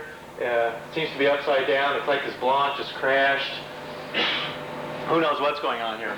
One explanation the traditional archaeologists try and give is that all these weird carved and strange things were like just practice for stone carvers, and they would just go out and weirdly carve these things all over. This is the ancient Temple of the Sun. Typical of the Spanish, whenever they find ancient temple sites, any kind of religious structure, they would partly destroy it and then rebuild it as a Catholic church. This is, so, I mean, again, you can see the finer construction down at the bottom, although even this isn't so great, would have been the earlier construction. Here's Spanish construction here. Actually, if you just move that a little bit to the left so we can see the far right edge of this slide. Okay. Yeah, go to the next slide then, actually. Should be down another picture of this, the Temple of the Sun. This is where the ancient treasure was kept. Okay. You can see here, particularly this wall, was a round structure with the walls fitted together. Here's the Spanish church here. This was the ancient Temple of the Sun that the Incas had. It too was probably an earlier structure, even to them. The walls inside were wallpapered with gold. The 14 gold mummies of the Inca kings were all kept there. This giant disk of the sun, another disk of the moon, all kinds of. The Incas would create these life-size plants and animals and things out of gold. Tremendous amount of gold. And most of it, the conquistadors got much of it, but much of it went to these secret cities and also into these tunnel systems underneath Sacsayhuaman. The Incas themselves were great road builders, and roads existed all through the Andes. One of the reasons, it's said that the Incas did not have the knowledge of writing, and it's also said they did not have the knowledge of the wheel, simply because they were primitive people. Well, the Incas had knowledge of the wheel, and they did have writing.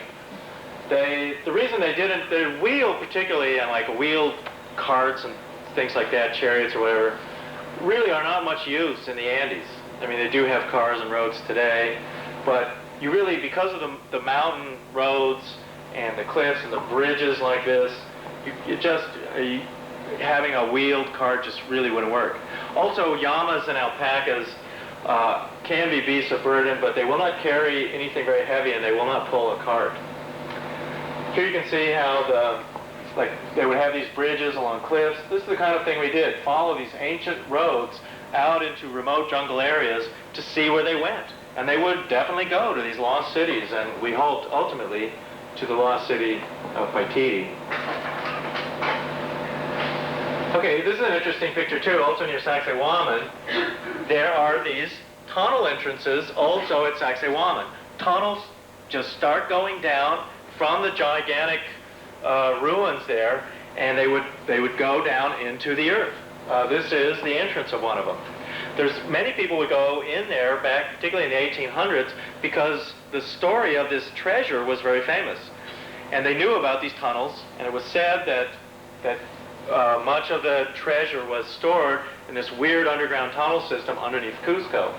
At one point, one guy went into this tunnel and was not seen for like a week. And then on Sunday, they were having a church service at the Temple of the Sun, that Catholic church now, where the ancient Inca temple had been. And in the middle of this church service, there was suddenly this pounding on one of the flagstones of the floor. And everyone was, frightened and was like, oh, it's the devil. And then the priest then, a Spanish guy, pried up this big stone in the floor of the church, and this guy came out of this floor. And he had his gold bar in his hand, and he was like, whoa, thanks for letting me out of there. I was going crazy, in this weird tunnel system. There are many of strange stories of this tunnel system there in the Andes, and they eventually, the Peruvian government blocked up many of these tunnels to keep people from wandering in there. So, if you go there now to Sacsayhuaman, you can enter some of these tunnels, and they just go for a short distance, and then they're blocked out. Okay, we would move into the remote areas of the Andes to get towards the eastern jungles. We'd often go by truck like that. And that area of Peru is interesting because you have high mountains and glaciers and peaks, but then suddenly you have jungle as well. So we would have to move as our own private army, and we'd have to carry guns, and we would hire horses. Sometimes we would go for a month out into the back jungles. I went one time with an anthropologist from Boston named Greg Mengen, a close friend of mine. But this is what it's like going out there. You follow these ancient roads. They sometimes are in bleak, windswept mountains, but then suddenly you'll drop down into these steep, jungle-covered areas. One of the things that has kept a lot of the exploration from happening in this area is that this area of Peru, the eastern jungles of the Andes, are almost constantly covered with clouds that come in from the Amazon. So even just flying over them in airplanes to try and get aerial shots, even satellite photography is very difficult because of this constant cloud cover that's over these mountain jungles. So now we discovered this on one of our trips, which is some rock paintings of what appears to be this llama caravan of the treasure of the Incas heading out into the eastern jungles. The story went that from this one town called Coricancha, the caravan of the treasure and the 14 gold-clad Inca mummies came through this valley to these rock paintings where there were certain special signs, secret signs, that would tell those Inca royalty and elite who were escaping from the Spanish, this is the way to Paititi, the secret city.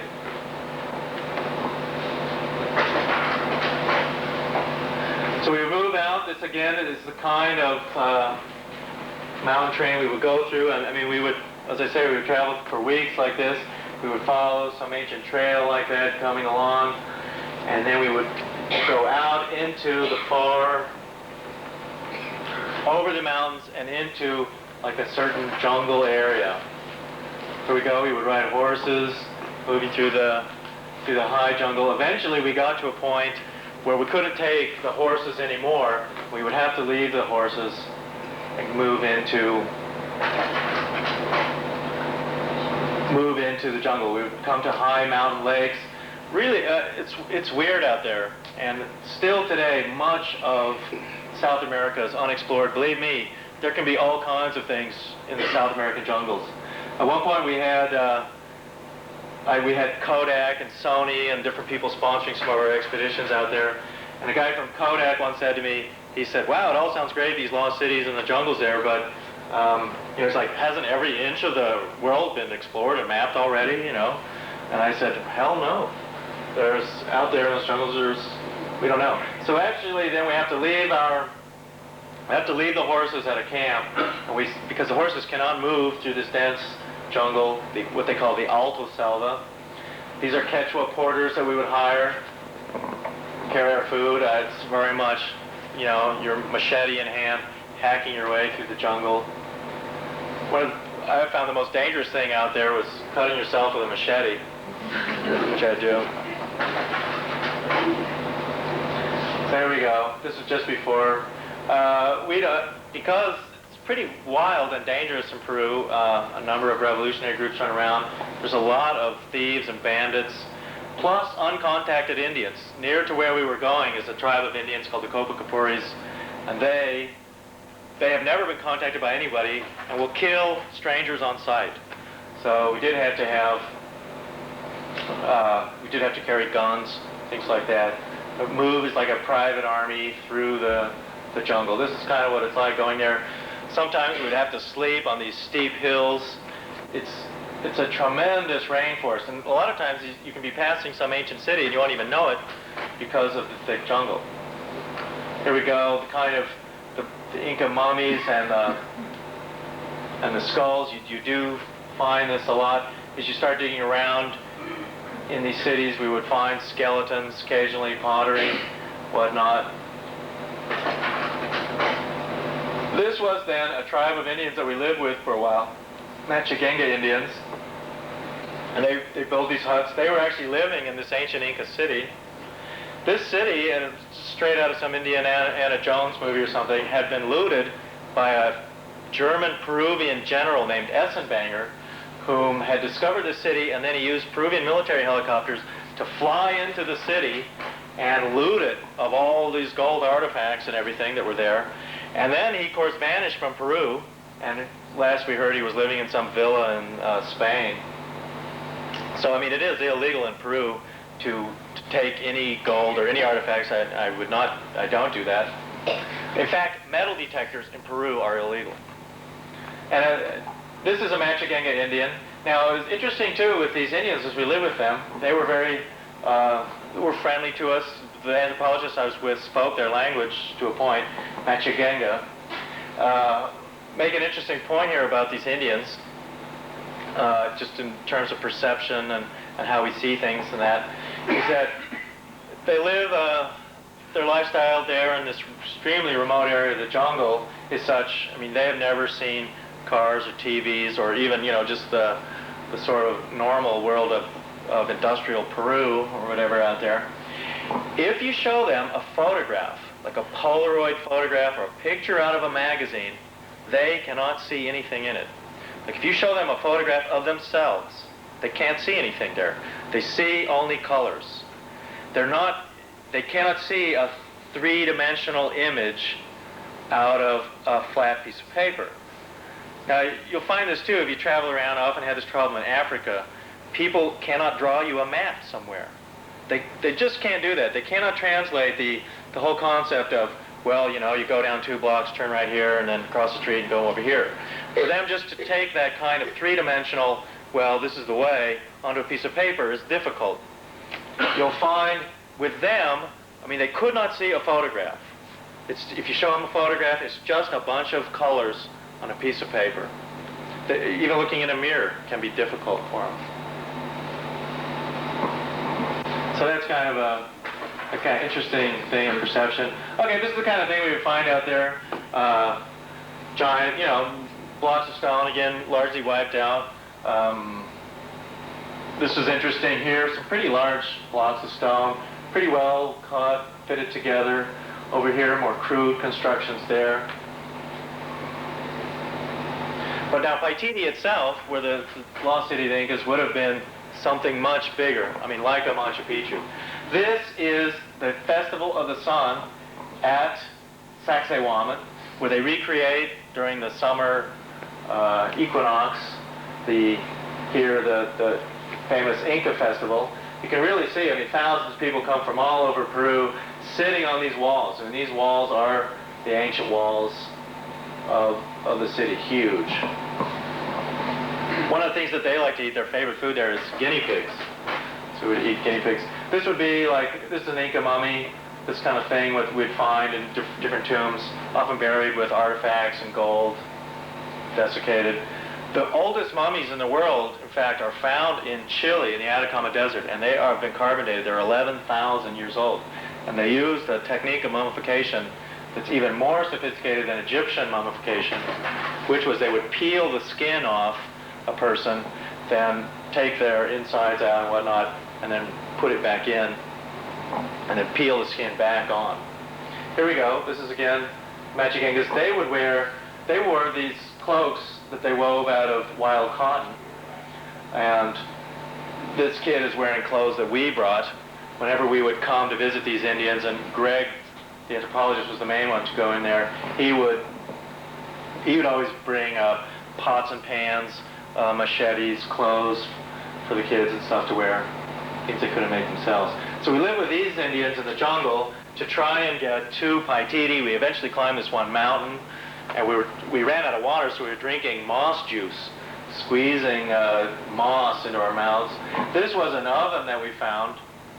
Now, one of the things that we felt we were on the right track of Paititi, this lost city of the Incas, because they had, growing around this area were coca leaves and the special coca tree. In Inca times, only the Inca royal elite were allowed to chew coca leaves. And so wherever, in theory, by finding coca trees in this area, it meant that this was an area that the Inca royal elite had gone to. This is the city, though, that was looted by Essenbanger, the Peruvian archaeologist, Peruvian general, I mean. But it seemed we never really got to the city of Paititi. Here also now you can see some of the walls here. This is a street in Cuzco. You see the giant megalithic walls here. Look on the other side, it's a different kind of wall, much cruder construction. Cuzco is an ancient city that has been inhabited for thousands of years, really a super place. The FBI investigated me because of a Peruvian guy who had been my friend. He eventually, what happened to him was, he came to America and decided that, well, he'd written a book about also this Paititi. He thought that Hollywood producers would be banging his door down, shoving contracts in his face, giving him millions of dollars, which of course never happened. And so he turned against all the people that had helped him, just out of frustration. I was one of them. And he basically filed a false FBI report to the FBI saying I was trying to steal this lost treasure of Paititi. I mean, only El Dorado itself, really. And the FBI, took it seriously. It is a crime to do that. And, and they were, like, questioning me. So, I mean, it was all pretty ridiculous that I was really stealing this. So I had been looking for the lost city. And, but as a result, the FBI keeps a close track on me now. Whenever I fly in and out of the United States, Customs gives me very careful going over. Just part of the surveillance that they use now. They scan, in the United States, they scan your passport. Your master record comes up on the computer screen, tells them everything about you. And in my case, it shows that, well, I'm supposedly stealing the lost treasure of the Incas. So, okay, now this is near to Lake Titicaca, also high in the Andes, is Silustani. And this is a weird series of towers, and also evidence of tremendous cataclysms. Here you can see these towers here. This is another good example of the huge, perfect ancient construction, perfectly fitted together. And the giant block over here is just sort of lying on its side. And now you have what is extremely crude wall, just piled stones up. I mean, it's clear to anybody. Again, look at large lichen patch here or something. It's clear that really you have two different techniques of construction here, but the traditional archaeologists totally ignore this. To them, for whatever reason, these people just had a penchant for, building one part of a wall perfectly in an absolute incredible megalithic fashion, and then the rest of the wall they would just stack a bunch of stones up helter-skelter. So this is right near also Lake Titicaca. Okay, another shot here of the giant stones at Texahuaman. Here they're doing the ancient sun ceremony. The Incas worshiped the sun, as many cultures all around the world did. And one of the things they would do is they'd actually stare at the sun. Now, we're basically taught, it's true to a point, that if you stare at the sun, you'll burn your retina out and you'll go blind. They developed a technique of putting their hands up in front of them and looking at the sun through a kind of mesh of their hands, and they would stare at the sun occasionally just over short periods of time until their eyes got used to staring at the sun, and then supposedly the priests and things could just stare directly at the sun. And they believed that they would take this energy of the sun directly into their eyes and use this, and it would rejuvenate them. A famous explorer in America, his name is Gene Savoy, has written several books on that, and he claims he has his own church called the Jamilian University of the Ordained, and the main technique of his church basically is this Inca sun technique of staring at the sun. This guy's like holding up a bowl, staring at the sun there. Okay, back in Silistani, you see these giant towers. They're filled in now. I mean, some of these towers were used, I think, similar as to towers in Ireland and other places. They would use these towers for tuning. There's an interesting book, Sydney Esoteric Bookshop probably sells it, called Secrets of the Soil. And in that book, too, they talk about these towers and how these towers would take this energy, kind of a cosmic energy, and then put it into the ground and would help things grow. And they would tune the towers.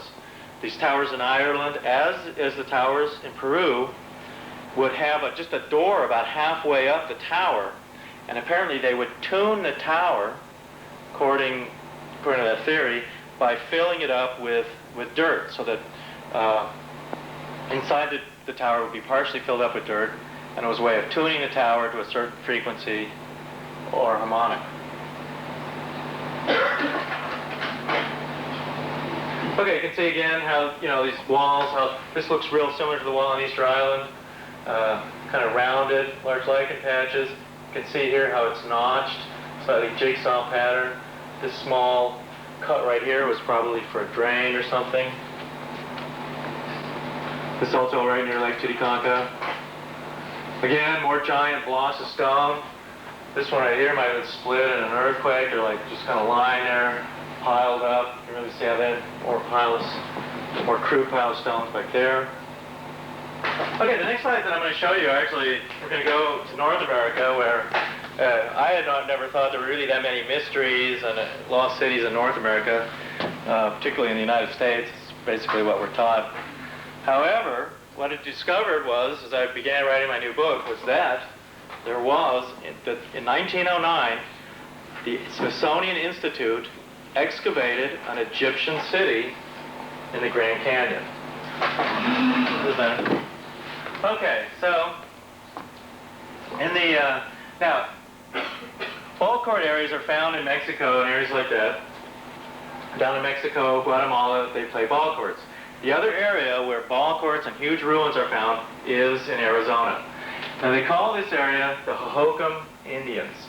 Casa Grande ruins, we'll see some slides which come up. Grand Canyon is up in here. Flagstaff, Sedona, Arizona, which is, I've got a house there. I grew up in this area actually, it's right nearby. You have there's plenty of strange things in Arizona, as we're about to see. So, Hohokam Indians, here we go. Now, the ancient, let me just make sure, there's one slide in here we just actually absolutely have to see. Oh, well, it'd be good if we just, okay. So, now, Tutankhamun. This is from Tutankhamun's tomb. Now, one thing to say is that no Egyptian mummy has ever been found in a pyramid in Egypt. Despite what you may have read in Egyptology texts and things like that, never have they found a mummy in an Egyptian pyramid. The Egyptians did mummify their dead, but they were not buried in pyramids. They were buried in vaults deep underground, like Tutankhamun. Go ahead, just go to the next slide. I have trouble with that. Sadly, these slides have been turned around. Okay, now here's what happened. In 1909, a front page story in the Phoenix Gazette was published, which said You've got to put the slides in upside down for them to be right side up. Somehow these slides got flipped around. Okay, here we go. All right, bring that down just a little bit so we can see the top of the slide. Okay, Monday, April 5th, 1909, the cover story of this paper was all about the Smithsonian Institute excavating an Egyptian city in the Grand Canyon. The story goes something like this. An explorer, his name was Kincaid, was going down through the Grand Canyon in the late 1800s.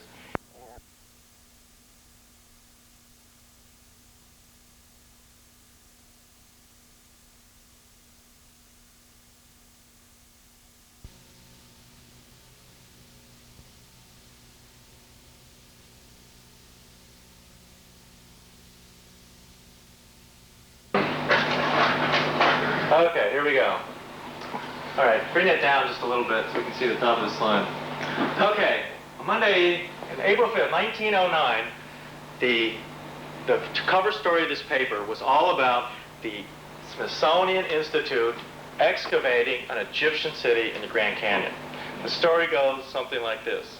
An explorer, his name was Kincaid, was going down through the Grand Canyon in the late 1800s and doing explorations in that area. He looked up on the canyon wall. What he saw was like a slag pile coming down, what he thought was a mine. You could see a hole going back into the Grand Canyon. He then climbed up there, and what he discovered were rock-cut vaults and tunnels going deep back into the cliffs.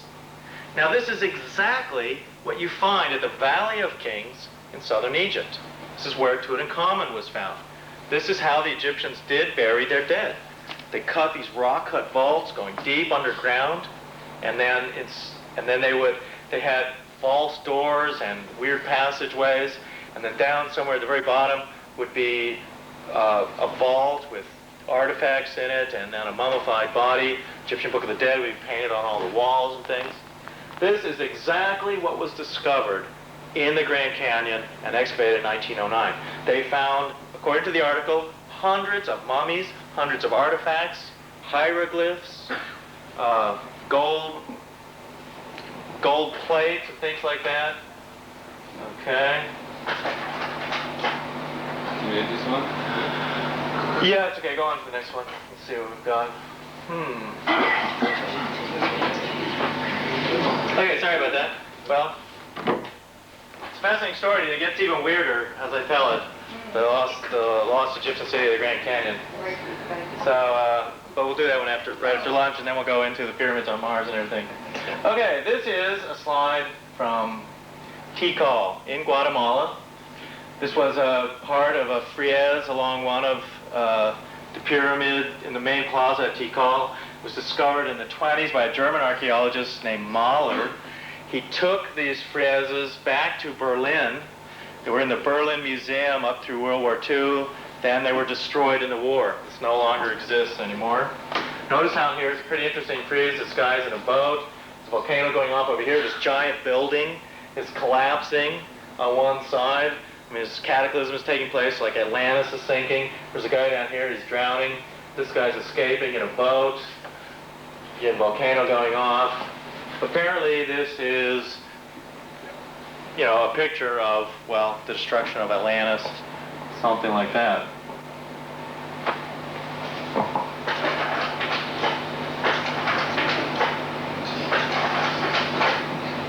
Okay, in central Mexico, there are the ruins of the Olmecs. Giant, as they start digging in these swamps and things like that, they would find these giant statues. Huge blocks of stone carved out of granite and basalt. Many of them looked very Negroid. Thick lips, thick white nose, huge headdresses and things like that that they would be wearing. This guy's carrying like a weird scepter or something. Here, notice this. He's got, these guys are sitting here, they have the crowns. Each of them are holding a child. The child's head is elongated. It doesn't have a normal skull, kind of a weird elongated thing. These people, the Olmecs they called them, or rubber people, we don't know who they really were, what they're called Proto-Mayan these days. but from a totally destroyed civilization, megalithic, that existed at least 5,000-6,000 years ago, if not more. Okay, here's a Mayan vise. Notice here how his head, notice how the nose comes way up to the forehead, and his head too is elongated there. They've made the head longer as it comes back. You'll see this too as we get into some more slides of actual skulls. This is a jade mask used by the Mayans. Like the Chinese, jade was the most valuable thing to the Mayans. The emperor of China used as his authority a jade disc, which he held up. And this was, like, instead of a crown or something, this meant he was the king having this jade disc. The Mayans used exactly that same thing, a jade disc as their authority. One of the mysteries of jade is that they don't know where all the jade in the world has come from. There are known jade mines in China. They believe that some of the jade in China came from Central Asia. They also believe that some of the jade in China came from Central America. Also in Central America, there are not many known jade mines either, even though they find jade all over. There's one jade mine in Guatemala, known as the Motagua jade source. And then there is a more obscure jade mine, which is in Death Valley near California. Okay, this is also a Mayan artifact. Notice how he looks very Chinese, kind of pug nose and stuff, the eyes. I mean, this could almost be something from China, big lips. This is like a terracotta thing. Okay, another Mayan thing. This is made out of pieces of jade. Notice the large nose coming down, the jade necklace he's wearing. Jade was absolutely more valuable than gold to either the Mayans or to the Chinese. Okay, notice here, this is taken at a museum. This guy has a beard. American Indians do not have facial hair. They cannot grow beards or mustaches. So therefore, it's said to be anomalistic when you see, as you do see a lot in Central America, depictions of people with thick mustaches, beards, that kind of thing. Here, this is also a statue from Guatemala. It's a pretty strange hat he's wearing. Looks like some kind of playing piece for a Dungeons and Dragons game or something. So yeah, some weirdo priest. I mean, when you see a lot of Mayan hieroglyphs and paintings and things like that, I mean, they're totally wild, more wild than a Batman comic or something like that. Some of these are in my book on Lost Cities of North and Central America. Okay, here we go. So pretty weird skulls. So as you start digging around in South America and Central America, you find these mummies and things. They are weird. I mean, look at this guy right here. Rather than an elongated skull, they flatten the skull out. His whole head is like weirdly flattened. His skull's enlarged. And this guy really looks like he's from some other planet. Notice the big hole at the head. They would do this. They would do these operations where they call that tree panning, where they would cut these holes, and sometimes they would put gold plates in people's heads, or just leave a hole there. Here we go too. Some of the mummies, they had red hair, very light brown hair. This head too is probably elongated. Skull deformities were very common, and typically were mainly for the upper class people. They had big mushroom cults in Central America, hallucinogenic mushrooms. The Taoists of China, too, were big on hallucinogenic mushrooms. And in fact, they believe that this was a major part of the trade between China and Central America was hallucinogenic mushrooms, jade, feathers, gold, turquoise, that kind of thing. Okay, another strange skull. This one too has been like flattened out, smashed. Other skulls are elongated. Okay, here we are. Now these are jade figurines, also in a museum. Maybe that can be a little sharper. Yeah. Notice here all the heads are elongated. flattened down. They would do this by putting pressure on the children's heads and then making them, while the baby's skull has yet to fuse, they would then deform it like this. In fact, I went to high school in Missoula, Montana, which is near Flathead Lake, largest freshwater lake west of the Mississippi. And the reason it's called Flathead Lake was because the Indians who lived around that lake did exactly the same thing. They had these weird elongated heads. Chinook Indians around in Seattle area also did this. You'll see depictions of this weird elongation. Notice how those guys too had very slanted eyes, Oriental. Okay, here is this statue again in Guatemala. So we had, one of our expeditions down to Guatemala was just to find the statue, see what had happened to it. We met with this lawyer in Guatemala who was in possession of this. He then took us out to the site. Sadly, this statue has been destroyed. And revolutionaries in Guatemala had used it for target practice. This area was part of a strong revolutionary faction for a while who controlled this area, and they just used this statue for gun practice, and they shot it up.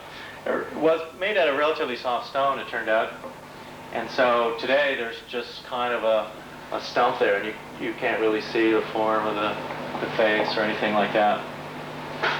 So that unfortunately happens to a lot of these things. But we did find in the same area what was other giant statues like this.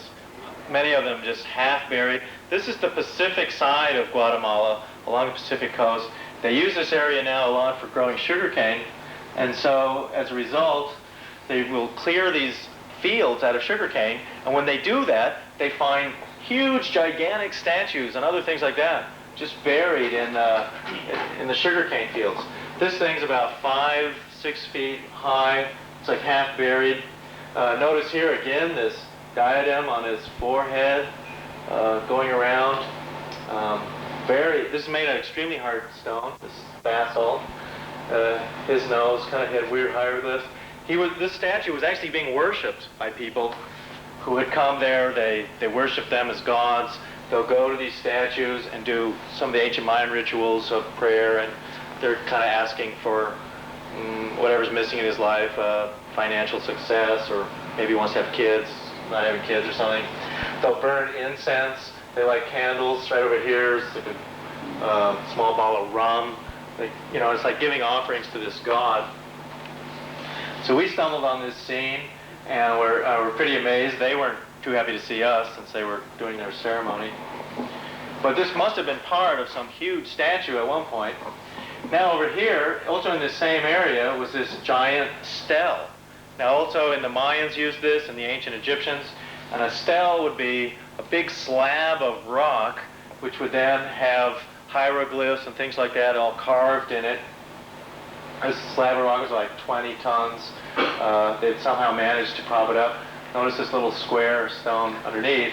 I mean, somehow where we were standing, which was out in the middle of this sugarcane field, had been some ancient city. It was probably all buried underneath us, and there was just the odd thing kind of sticking up out of the ground, like part of a head of some huge statue or this stele. One of the interesting things on this stele was right next to this guy's head, and these are extremely early hieroglyphs and pictographs. In this circle is this animal. And this animal appeared to be, well, we can tell, a bull or a cow, which is pretty anomalistic because supposedly there were not cows in the New World, in America or South America, or horses, they say. Although, really, there were cows and there were horses, it seems. Also, right around that, there was the age of Taurus. If you go to Egypt, they would use this, like for instance, as you walk into the temple at Karnak, you walk through this row of ram's heads, because it was, at that time, we were just entering the age of Aries. It's possible that this stele had something to do with the age of Taurus and the cow's head. Notice here again, this guy looks, could be sort of Egyptian or sort of Mayan. He's wearing a big headdress too.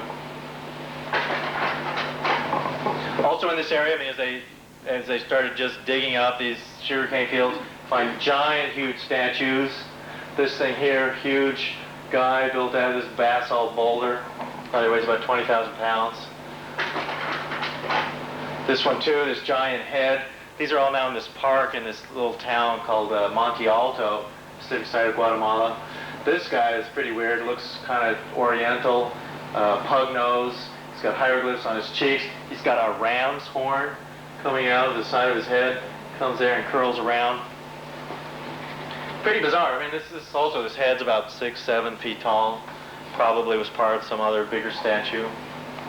They would find these things buried too, not just lying on the ground. They're typically under, like sometimes they would just maybe see a rock and they'd see the top of his head. In this case, it looks like maybe part of his head was exposed. Probably everything down below was buried. Apparently, again, some tidal wave just wiped this whole area out. What's weird is you go through here and you find these statues, these weird heads. They're all megalithic, but where are the buildings? It seems like, I mean, they're destroyed or heavily, heavily buried. These things are floating around. This is again another weird head. Looks very oriental, slanted eyes. His head too, slightly elongated.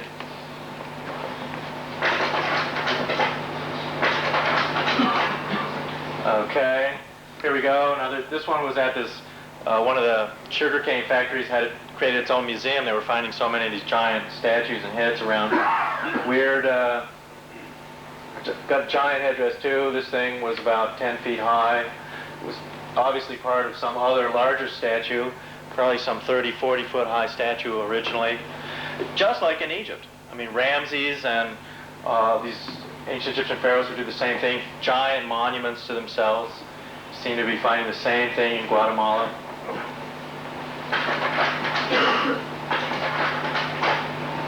Here's this thing too, this was pretty weird. It was like a straight column with this ball on top, all carved out of solid rock.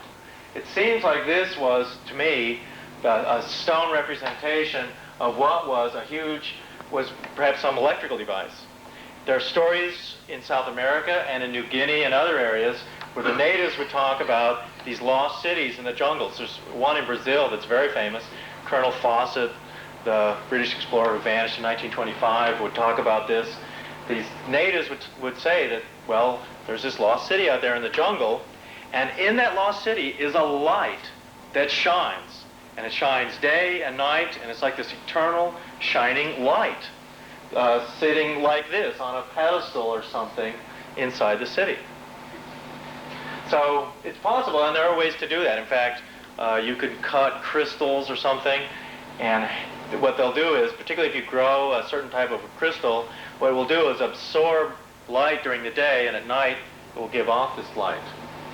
As far as I know, this thing wasn't glowing, but it kind of reminded me of that sort of thing.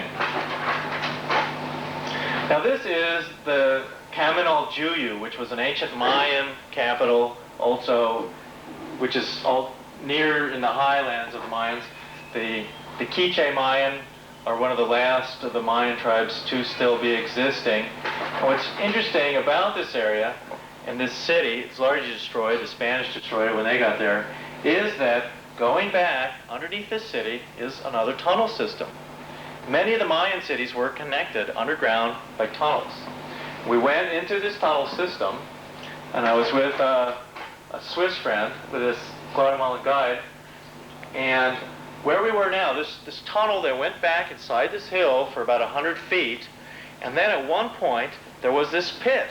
And this pit, again, like in South America, this pit dropped down for like 20, 30 feet, and we're standing right there, in fact, on the edge. I think it's right behind him. And going down, you would suddenly, I mean, you're already in one tunnel, then from the tunnel you drop down this shaft to another tunnel, and you're standing there, and you're quite far below ground at this point, in this open tunnel. And part of this tunnel is caved in. And we asked our guide, this guy here, we said, well, wow, what's going on with this tunnel? Where does it go? And he said, oh, well, this tunnel supposedly goes to this other city, which is 20 kilometers away, off to the off to the southwest, and they would, and he said there was a time when you could just go from this city to that city underground through these tunnels. And there's an interesting story too of Geronimo, the Apache Indian who ran around Arizona. Arizona was the last of the American states, besides Alaska and Hawaii, to become a state. Didn't become a state until 1912. And the reason was because the Apaches were still fighting the American cavalry at that time. And one of the things that Geronimo would do was he was constantly eluding the American cavalry, and it seemed to almost have magical powers. And at one point, the American cavalry chased Geronimo into this box canyon in southern Arizona. And the American cavalry thought, okay, we've got Geronimo now and all his warriors, that's it, And then as they went into this box canyon to get Geronimo wasn't there. He had vanished out of the canyon. And then the next day, Geronimo's troops were all seen in Mexico, quite a distance away. And they couldn't, the American army was just totally mystified. How could Geronimo just vanish out of this canyon, suddenly show up in Mexico?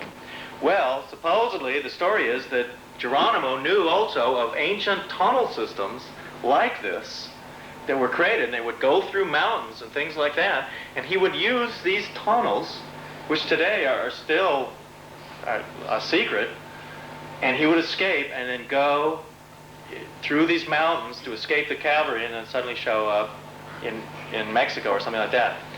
They never really did capture Geronimo. Geronimo eventually gave himself up. Part of the deal with Geronimo is that if he gave himself up, his people could keep their land, and he too could stay on, this Apache reservation, which is now near the Superstition Mountains near Phoenix. They did not keep their promise to Geronimo.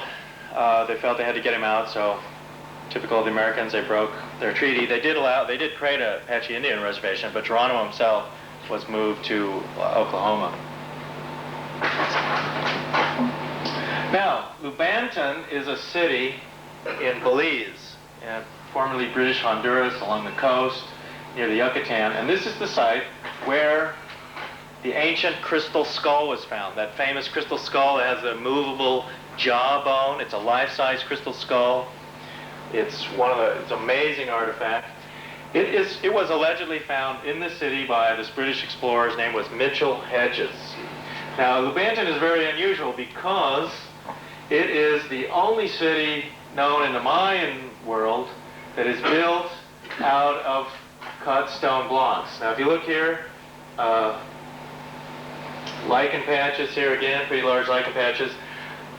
Relatively small, but perfectly cut stone blocks is the same kind of construction you see in Morocco, similar to at Machu Picchu and Cuzco, slightly smaller scale. Perfectly cut stone blocks fitted together without mortar.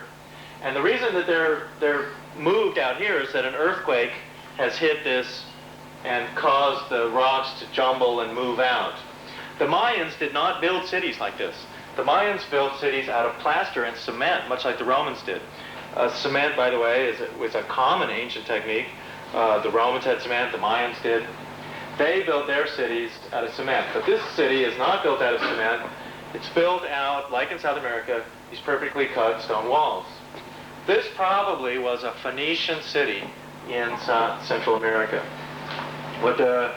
And part of the history of Central America, actually, and this will go back to also the Egyptian city in the Grand Canyon, has to do with the Punic Wars. The Punic Wars were, here you can see, these are megalithic blocks here. This is all part of Lubanton. You can see how it's perfectly fitted and fitted together. This was a port city on the Mayans, but apparently a Phoenician city, or at least certainly one used by them. In the Punic Wars, and one of the Punic Wars is where Hannibal takes these elephant army over the Alps and they attack Rome. But Rome eventually defeated Carthage and the Phoenician kingdom, and at that time they destroyed Carthage in the last Punic War, the third one. And what happened was most of the Phoenicians escaped, and they all had to leave. At this point, their main trading shipping bases in the Mediterranean had been destroyed, and they had to depart. And mainly they went to Central America where they had already been trading. This was one of their cities. This is, however, a Mayan city. Now, Mayan cities always had steles in them. They were built out of cement and plaster and rocks, slightly smaller scale, although very sophisticated cities. There is a Mayan city right near to Levanten, which has Mayan steles and all that. Levanten doesn't have any of that. They say that there's more than 100,000 undiscovered pyramids in Central America. More than 100,000 undiscovered pyramids. Like this, as you go through the whole area of what's called the Petén jungles of northern Guatemala, the whole area, even was during when the Spanish conquered it, the whole area is virtually deserted. Yet it is just filled with thousands of lost cities and pyramids. Okay, below is a normal satellite photo of areas of the Guatemalan jungle. Today, I mean, it's still one of the big mysteries of archaeology. What happened to the Mayans? Where did they go? They just vanished. This top photo is an infrared satellite photo which shows how all of this northern Petén jungle area of Guatemala is crisscrossed with a very sophisticated canal network. Apparently the Mayans in ancient times engineered this entire huge area of pyramids and pyramid cities, highly intense agriculture. Whoa. Okay, now I see what happened here to my slide. This is a stele, also found in the central Mayan jungles. Notice how this guy has got a thick mustache. There are pineapples down by his feet here. Let's see, get my hand up in the right place. Pineapples right down here by his feet. He's wearing a jaguar skin, Mayan hieroglyphs on the side. And he is holding some weird gizmo that looks like, who knows what it is, almost looks like an electric flame blower or laser cutting device. Flames, kind of like a dragon mouth, and flames are coming out one side. He's holding it in his hand. Could be, here's another photograph of it. There's the actual thing. He's holding it. This is in a remote jungle city in Guatemala where I took this. The stele is just standing out there in the open.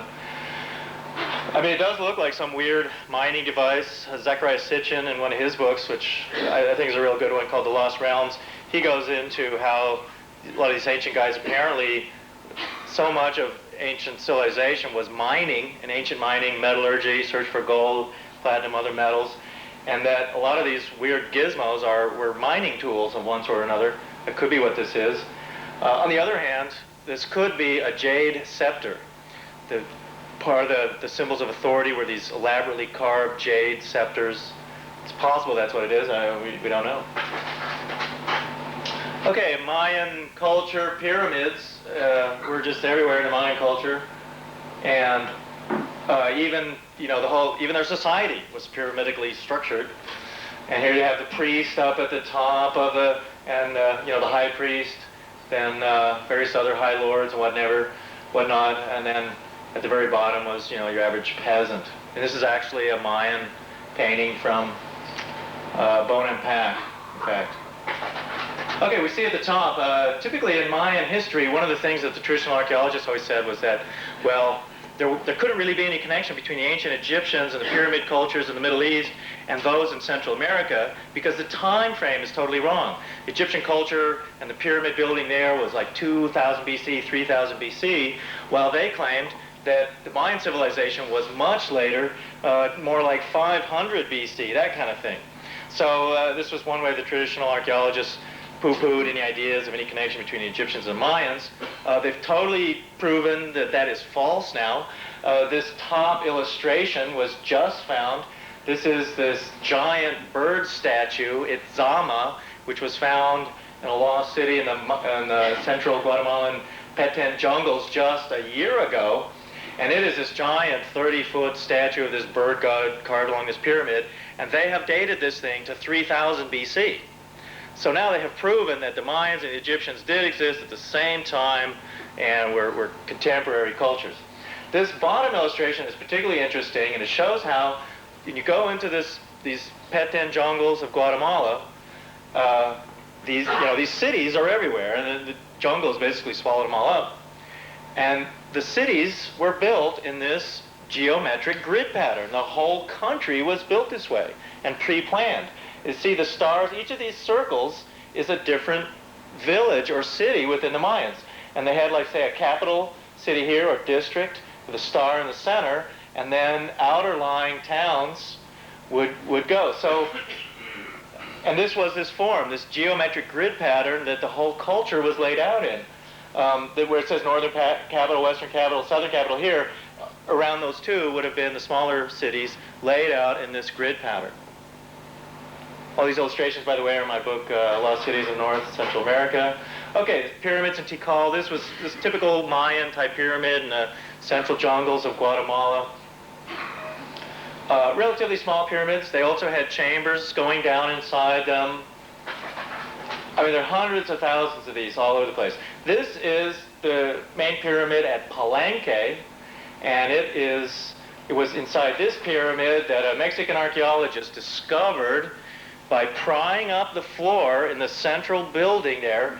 He then found this staircase going down inside the pyramid. And in fact, the whole staircase was completely filled with stone and rubble. And it took them years to slowly dig it out, move down the staircase, and when they got to the bottom, there was this dark hole. Yeah, there it is. They found the famous Palenque slab, Lord Pakal, they call him. This is the slab that you've all seen in Eric von Däniken books and everything. This guy appears to be in this rocket ship. You know, he's moving controls and there's flames coming out, and he's, you know, taking off to Mars or something like that.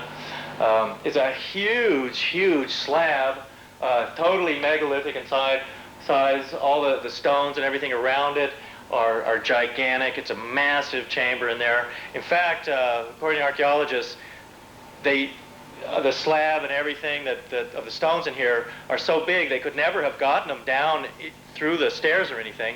So they say that, yeah, the pyramid was built around the tomb. The tomb had to be put there first, then they built the pyramid, and he's in there. My own opinion is, as far as all this goes, is that this guy is not in a rocket ship. The comparative archaeologists like myself and even the traditional Mayanists, they claim that what's happening here is the descent into the underworld. And if you look at it carefully, I don't have a slide that really shows you a good picture of what it's like. It's in my books and things. Is that there are three phases. I mean, there are birds, there are monsters and things like that in this. It's a very complicated pictograph. And in fact, the Chinese had used exactly the same glyphs, and the Taoists, and that is the three worlds, and then afterwards, like kings or anybody dead would make this descent into the underworld, and that kind of thing. When I say that I don't believe that's a rocket, I don't think really. I believe that the ancients, people did have airships and aircraft. You will see that in a little bit. One of the slides, I go into a whole thing on that. But however, rocket technology was really not the way they propelled their ships and craft. It was much more sophisticated. This is Monte Alban in the state of Oaxaca, south of Mexico City. It's a huge city on top of a mountain there, and it too is a giant megalithic city, different layers of construction. The oldest layer, of course, is the most megalithic, the most precise. It's built out of areas of it are gigantic blocks of stone straight out of Egypt or Stonehenge or South America. Notice again large lichen patches everywhere. This thing's many, many thousands of years old. But now here, look right over here on this wall on the far right. Again, that's more recent construction. Basically just small stones stacked up, cemented in. Quite different than the gigantic blocks perfectly fitted together. Once again, another slide of that. You can see the gigantic squared blocks. These would weigh 30, 40 tons fitted together. Okay, back to the Egyptian city in the Grand Canyon. So, Jordan is enthused. Mysteries of immense, rich cavern being brought to light. Remarkable finds indicate ancient people migrated from the Orient. They did find Egyptian mummies, Egyptian artifacts, hieroglyphs, even apparently ancient Hindu, things like that, artifacts. The guy who did the excavations for the Smithsonian was named Jordan, Professor Jordan. What probably happened was, here's the way we figured this out, is that what he didn't realize was that the Smithsonian Institute did not want, it's very much a political thing in the United States, similar to what's going on in Australia, this a political thing of, well, you know, here's our history. Australian Aboriginals walked across, you know, this land bridge from New Guinea 40,000 years ago, and then Captain Cook discovered Australia. Similarly, we have the same kind of dogma, and it is unfortunately political, which is that all American Indians walked across the Bering Land Bridge from Siberia to Alaska, populated all the Americas, and then Columbus discovered America, and here we are. Also, there's very much there's a religious element. For instance, the Mormons in the United States, they claim similar things, that many American Indians are descended of Jews, that kind of thing, and there is an element of that. I mean, many American Indians are descendant of Jews. You know, one of these. Okay. So, did ancient civilizations live in Arizona? I mean, doing this kind of thing? Absolutely. The Hohokam Indians. This is basically one of the few buildings that's left. It's right near Phoenix. In fact, Phoenix, Arizona is aptly named, and the idea of the phoenix being this bird that would die, burn up, and then from its ashes would rise again. Phoenix is exactly that kind of a city. Phoenix is right between two major rivers, the Gila and the Salt River, and all through that area in ancient times were artificial canals lined with cement. Huge buildings, giant skyscraper buildings, also built out of cement like this, that were 3, 4, 5, 8 stories high. They remind me of buildings that still exist today in southern Arabia and in Yemen, places like that. This is called Casa Grande, which means big house. They believe it was an observatory. It mostly destroyed, an astronomical observatory. It's one of the few things you can see. Okay, here we are. This is relics from the Hohokams. This is like an ink well, where they would grind these ink pens, just as the Chinese do today. You have an ink stick, you grind it into the inkwell, mix a little water with it, and then you're off doing your calligraphy. Now, one of the things that they do, okay, here we go. This is the Valley of Kings near Luxor in Egypt. As I said before, no Egyptian mummy has ever been found buried in a pyramid in Egypt. One mummy was found in one pyramid in Egypt. It was a Ptolemaic Greek mummy from the Greek period of Egypt history. This was after Egypt had long since fallen. This was after Alexander the Great had conquered Egypt. They found one mummy in one pyramid. He had obviously been placed there thousands of years after the pyramid had been built. So where did the Egyptians actually bury their dead? They buried them in these vaults cut into rock, into canyons, exactly like the Grand Canyon in Egypt. And just like this, they would cut these vaults and they would go deep down into the earth. This is apparently the same kind of thing they found in the Grand Canyon in 1909. Tutankhamun was discovered in 1924. A very interesting story of him. This is, again, the kind of thing that probably was found in the Grand Canyon. Egyptian mummies, artifacts, gold, fabulous treasures, no doubt. It's interesting to know, too, okay, more statues of the Egyptians. Notice the headdress and that kind of thing. Egyptians traveled all over the world. Very sophisticated. They lit their temples with electricity. They had some very high technology. Egypt was controlled by priests, however, who kept a lot of the knowledge secret.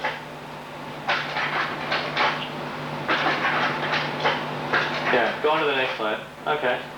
Here we go. This is a stele in Egypt. This is Akhenaten and Nefertiti. Their kids down here. They're worshiping Aten, the sun. Little hands of the sun. Aten are coming out. In pictures like this, the hand of the sun will always be holding an ankh, the cross with a little loop right in front of somebody's mouth. This is a border stele that actually marked the boundaries of Akhenaten, this New Age city that Nefertiti and Akhenaten were building.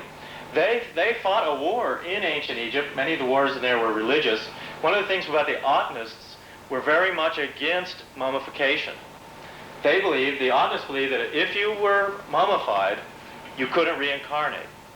you can't reincarnate until your old body, and they did believe in reincarnation, until your old body has totally been gone back to dust, whatever, you can't reincarnate. So mummification was totally wrong to them. They literally fought a war in Egypt over it and lost, and basically.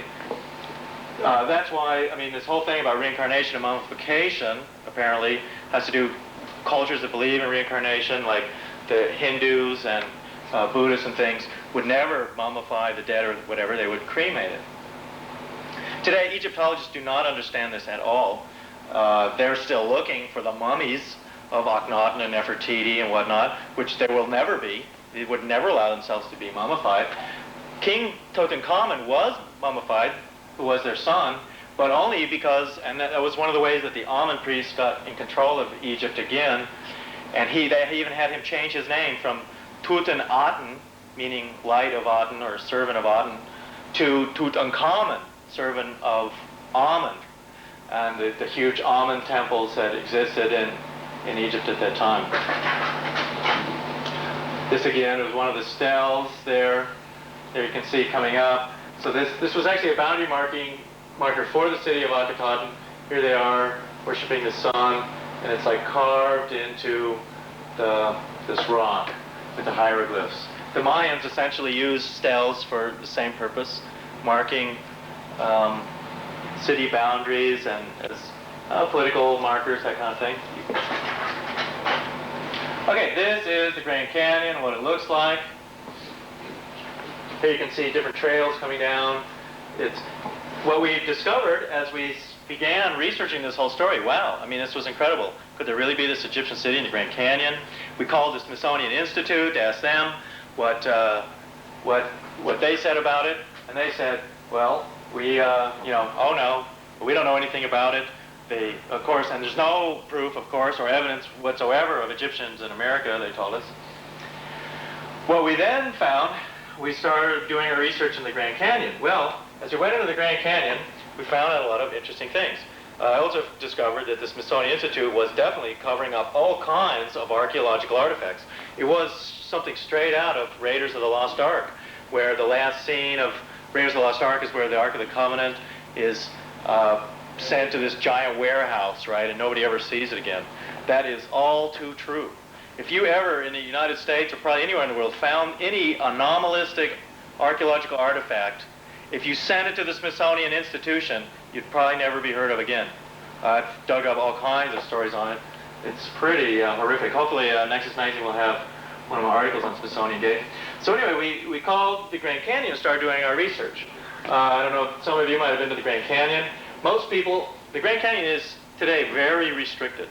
You're only, right now in the summertime, you cannot drive to the Grand Canyon. You've got to drive to this park center. You're bused into the Grand Canyon by buses, and even then, you only go to this one area on the south rim, which is right up in here, I think. And what happens is, in this area, you're on the south rim, and you can just kind of like look out over the Grand Canyon, and you're not allowed to go anywhere except drive along this one area. Well, as we started researching into it, we discovered in the maps that this one area of the Grand Canyon had all these Egyptian names. Tower of Set, Horus Temple, Tower of Ra, Osiris Temple. Over here, Cheops Pyramid, that kind of thing. Isis Temple, right up here. This whole area of the Grand Canyon had all these Egyptian names. Then we found out that this area of the Grand Canyon is totally off limits to everybody. And no one can go there, and even rangers are forbidden to go there. And then they told us that, yes, there are caverns and caves in that area, and people aren't allowed to go there. And once we saw all the names, we thought, well, this has got to be the place where this Egyptian city in the Grand Canyon is. There is an Indian tribe that lives in the bottom of the Grand Canyon, too, called the Havasupai Indians. And they, too, have... there are ruins and things like that there. Okay, this is what it's like, Oto, the Grand Canyon. I mean, there are trails that go down to these cliffs. So, I mean, this vault in the Grand Canyon would be something like, who knows, this is not a photo of it, but it would be like cut, like say there would be a door or something right here, maybe some little trail, and then you would somehow get into this vault by going back inside. from the cliff face. There's another picture of the Grand Canyon, and this is what it's like up there. In fact, it looks a lot like southern Egypt. With the Grand Canyon, though, it is pretty spectacular and deep. They're a mile deep at some points. Okay, now in northern Mexico City is the ancient Toltec city of Tula. The Toltecs were apparently the Phoenicians. So sometime after the Egyptians had done this, the Phoenicians, after the Punic Wars, the Phoenicians en masse moved into Central America, and they set up their various city-states within Mexico. Here we have, these figures are called Atlanteans, even by traditional archaeologists. And the reason is they were gigantic pillars, not out of one solid stone. They're actually about 4 different pieces, or 5. And they held up the roof of this giant temple at Tula. This would have been the same type of culture who expanded up into Arizona and into the Grand Canyon, all through Arizona, New Mexico. This is an interesting photo too. This is Our Lady of Elche, and it's a statue from Spain. It was found in Spain. It is said to be many, many thousands of years old. They have a hard time dating it, but they say it's from 4,000 BC at least. You often see this in books on Atlantis and things like that, because it's like, yeah, you know, she's like Atlantean or something. In drawings I've seen of the actual woman herself, the full statue, is that on her breast, and apparently she was a full-sized standing person, and also has the sun, like the Atna sun symbol with the hands reaching out. It's also a sun-worshipping culture. And very interesting too is the way she wears her hair, and these wheels on either side of her head. That is exactly the same unusual style that Hopi Indians, women, wear their hair today. If you're an unmarried Hopi Indian woman, you wear your hair just like that. And the Hopis, of course, live right near the Grand Canyon, by the way. The Hopis also have their belief in the destruction of the 4 worlds, that kind of thing. And at one point, they claimed that they went underground into these tunnels and lived with the ant people underground. It's one of the Hopi legends. Okay, here we go again. This is Phoenix. You can see here, this on the right is a map of all the different ball courts. Down in Central America and in Arizona, they played this game kind of like basketball with these rubber balls. These are the ball courts all through Arizona. Arizona was a huge, thriving cult civilization where they made canals. They turned the desert into this garden city. These are maps of some of the ancient canals around Phoenix here. These are the canal systems. Even some of these canals are still in use around Phoenix today. And this is the amazing part, too, of how, say, the archaeologists, anthropologists in America stilt and change our view of the past, is that, I mean, here these people build giant skyscraper cities out of cement, huge canals lined with cement and whatnot. But if you go to a museum and you see like a diorama of these people, they're like kind of naked with a loincloth and a piece of leather wrapped around 1 foot or something, holding a little stone club. Very primitive. And that's not how these people were at all. I mean, they dressed in beautiful cotton embroidered clothes and things like that, just as fine clothing as anybody in the old world dressed. But this is the way they don't want you to think of the ancestors of American Indians as any kind of advanced culture. It's kind of like you can have that in Mexico, but not in the United States. Here we go. You see these different, what is left of this culture, much of it has been destroyed, is petroglyphs and that, like that. Here, guys standing here. Notice how this one right over here, he's wearing sort of like an Egyptian collar. They would wear these metal breastplates, that kind of thing. Throughout Utah and other areas like that, there's many, they call them newspaper rocks, with these petroglyphs everywhere, vortex, spirals, almost like a yin-yang wave symbol down here. Here's this guy who's probably wearing a horned helmet, that kind of thing. Some of these guys have swords and whatnot. They actually domesticated sheep. One of the earliest reports of people going into that area of the United States were that they had wool clothing and huge herds of sheep. They had horses too, probably. Here we are, another newspaper rock. Lots of strange figures, vortex spirals here and there, different animals, whatnot. The sun symbol up there on the left, far left. In fact, this kind of symbol today of the sun is used as a state symbol for New Mexico. Now also in Arizona you have these petrified forests. These giant forests that were apparently there. Geologists tell us they're millions of years old, but they, believe me, they have not at all solved the solution of these petrified forests. It's pretty interesting. In petrification and all geological things, you have every cell of a tree has been replaced with a mineral, so that you now have, instead of a wooden tree, you have one made out of stone. Some of these trees, in fact, I don't have any good picture of this, appear to have already been sawn or something like that before they were petrified. There are ruins within this petrified forest in northern New Mexico, and in one of these ruins there is a petroglyph of what appears to be a pterodactyl eating a man. The picture is in my book. So, go ahead. Okay, the Great Pyramid. This is actually the Pyramid of Khafre in Egypt. Go ahead. All right. The largest pyramid in the world is, in fact, in China. This is a photograph of it. It's the only known photograph of the largest pyramid in the world.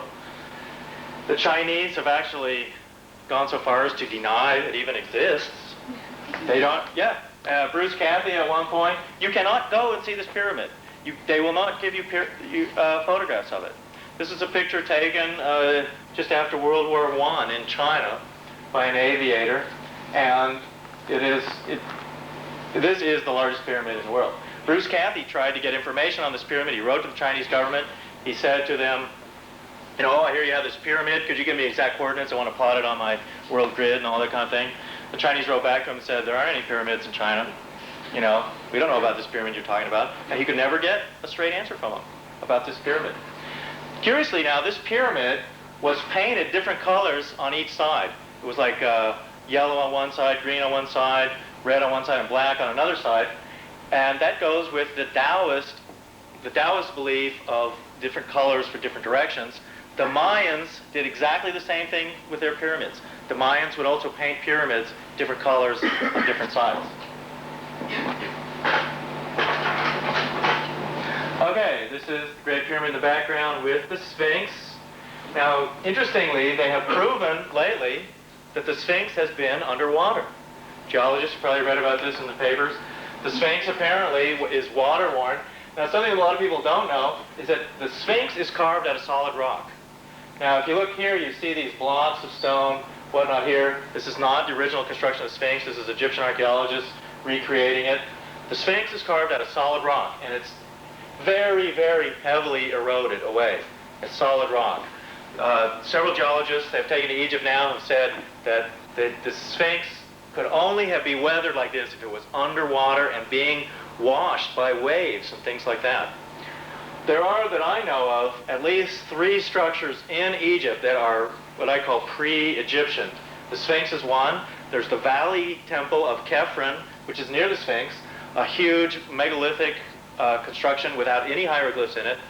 And then the third structure is in southern Egypt it's near the temple of Abydos, and it's called the Osirion. And it too is a giant megalithic structure without any kind of Egyptian hieroglyphs or anything in it, and it's down inside this swamp. The other structures that may well be pre-Egyptian too are the pyramids themselves in the background. So pyramids are found all over the world, including on remote Pacific islands and in the United States. In fact, the largest pyramid in North America is in Illinois, near to St. Louis. And it is called Cahokia. And it was a huge earthen pyramid, very similar to the giant pyramids in China. It was a giant trading city. It had a plaza with a pyramid of the sun and a pyramid of the moon on it.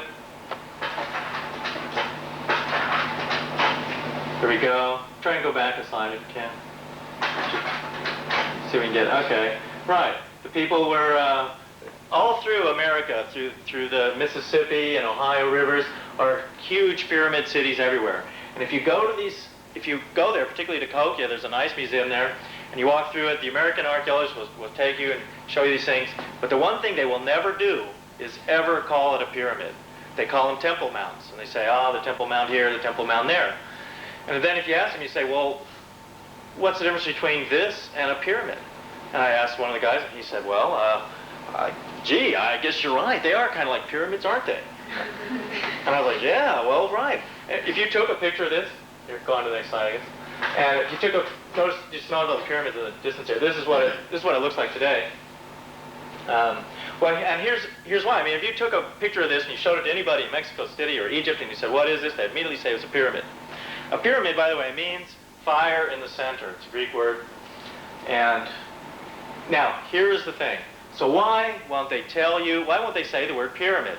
The reason why they will never use the word pyramid is they don't want you to say, Mr. Tourist, you'll say, you mean these pyramids here in Illinois and Missouri? You mean like pyramids in Egypt and pyramids in Mexico? No, nothing like that. The idea that there's any connection between these ancient cultures is not, that's what they don't want you to have. All these civilizations are isolated from each other. They don't even think, and this is what we're told in America, that the pyramid builders in the Midwest of America had any connection with those in Mexico. This is the way they talk. It's like in Australia, you're basically told, well, even though Indonesian islands are only 100 miles from northern Australia, no Indonesian could have ever come to Australia, right? I mean, that would have been impossible. It's ridiculous. I mean, it's a bizarre twisting of logic. I mean, we're talking to PhD professors at the universities. This is, their dogma they give out, and people believe it. I mean, they managed to just warp our whole thinking of the ancient past so that what they say makes sense, and guys like me or Thor Heyerdahl or whatever, we're the nuts. I'm a nut anyway, it doesn't. So here we go. This is one of the symbols of Cahokia, the pyramid there in the Midwest, is this Birdman. And in fact, they use this. This is actually the logo of the site itself. There's this guy, he's got this weird hook nose, he's got these wings. He's the Birdman of Cahokia. And you find these Birdman motifs in Easter Island and in Hawaii, other areas like that. Pretty common. Here again, this sort of was a trading civilization. All through the Midwest, huge pyramids everywhere. They're still finding them. Giant earthworks. If you want to see what a map of an ancient civilization and continent, look at the river systems. There you go. Where are the big cities going to be? They're going to be at the junctions of rivers and things like that. Rivers were the highways of the ancient world. And that's where, of course, the pyramids are all through the Midwest. In the Midwest, when they did things, they would open up some of these pyramids and mounds back in the 1800s, and I've got all kinds of reports of this, was constantly in the paper. What would they find inside these mounds? They would find huge 9-foot guys, oftentimes in full armor with swords and things like that, 9 feet tall, inside these mounds. There are dozens of reports of this when they first started opening up these pyramids in Minnesota and Indiana and Ohio and Michigan and stuff like that. What happened to all these giant skeletons? Probably went to the Smithsonian Institute. So now, also at this, they had a wood hinge there. This, like other pyramid centers, astronomically aligned, lined up for equinoxes and solstices and eclipses and things like that.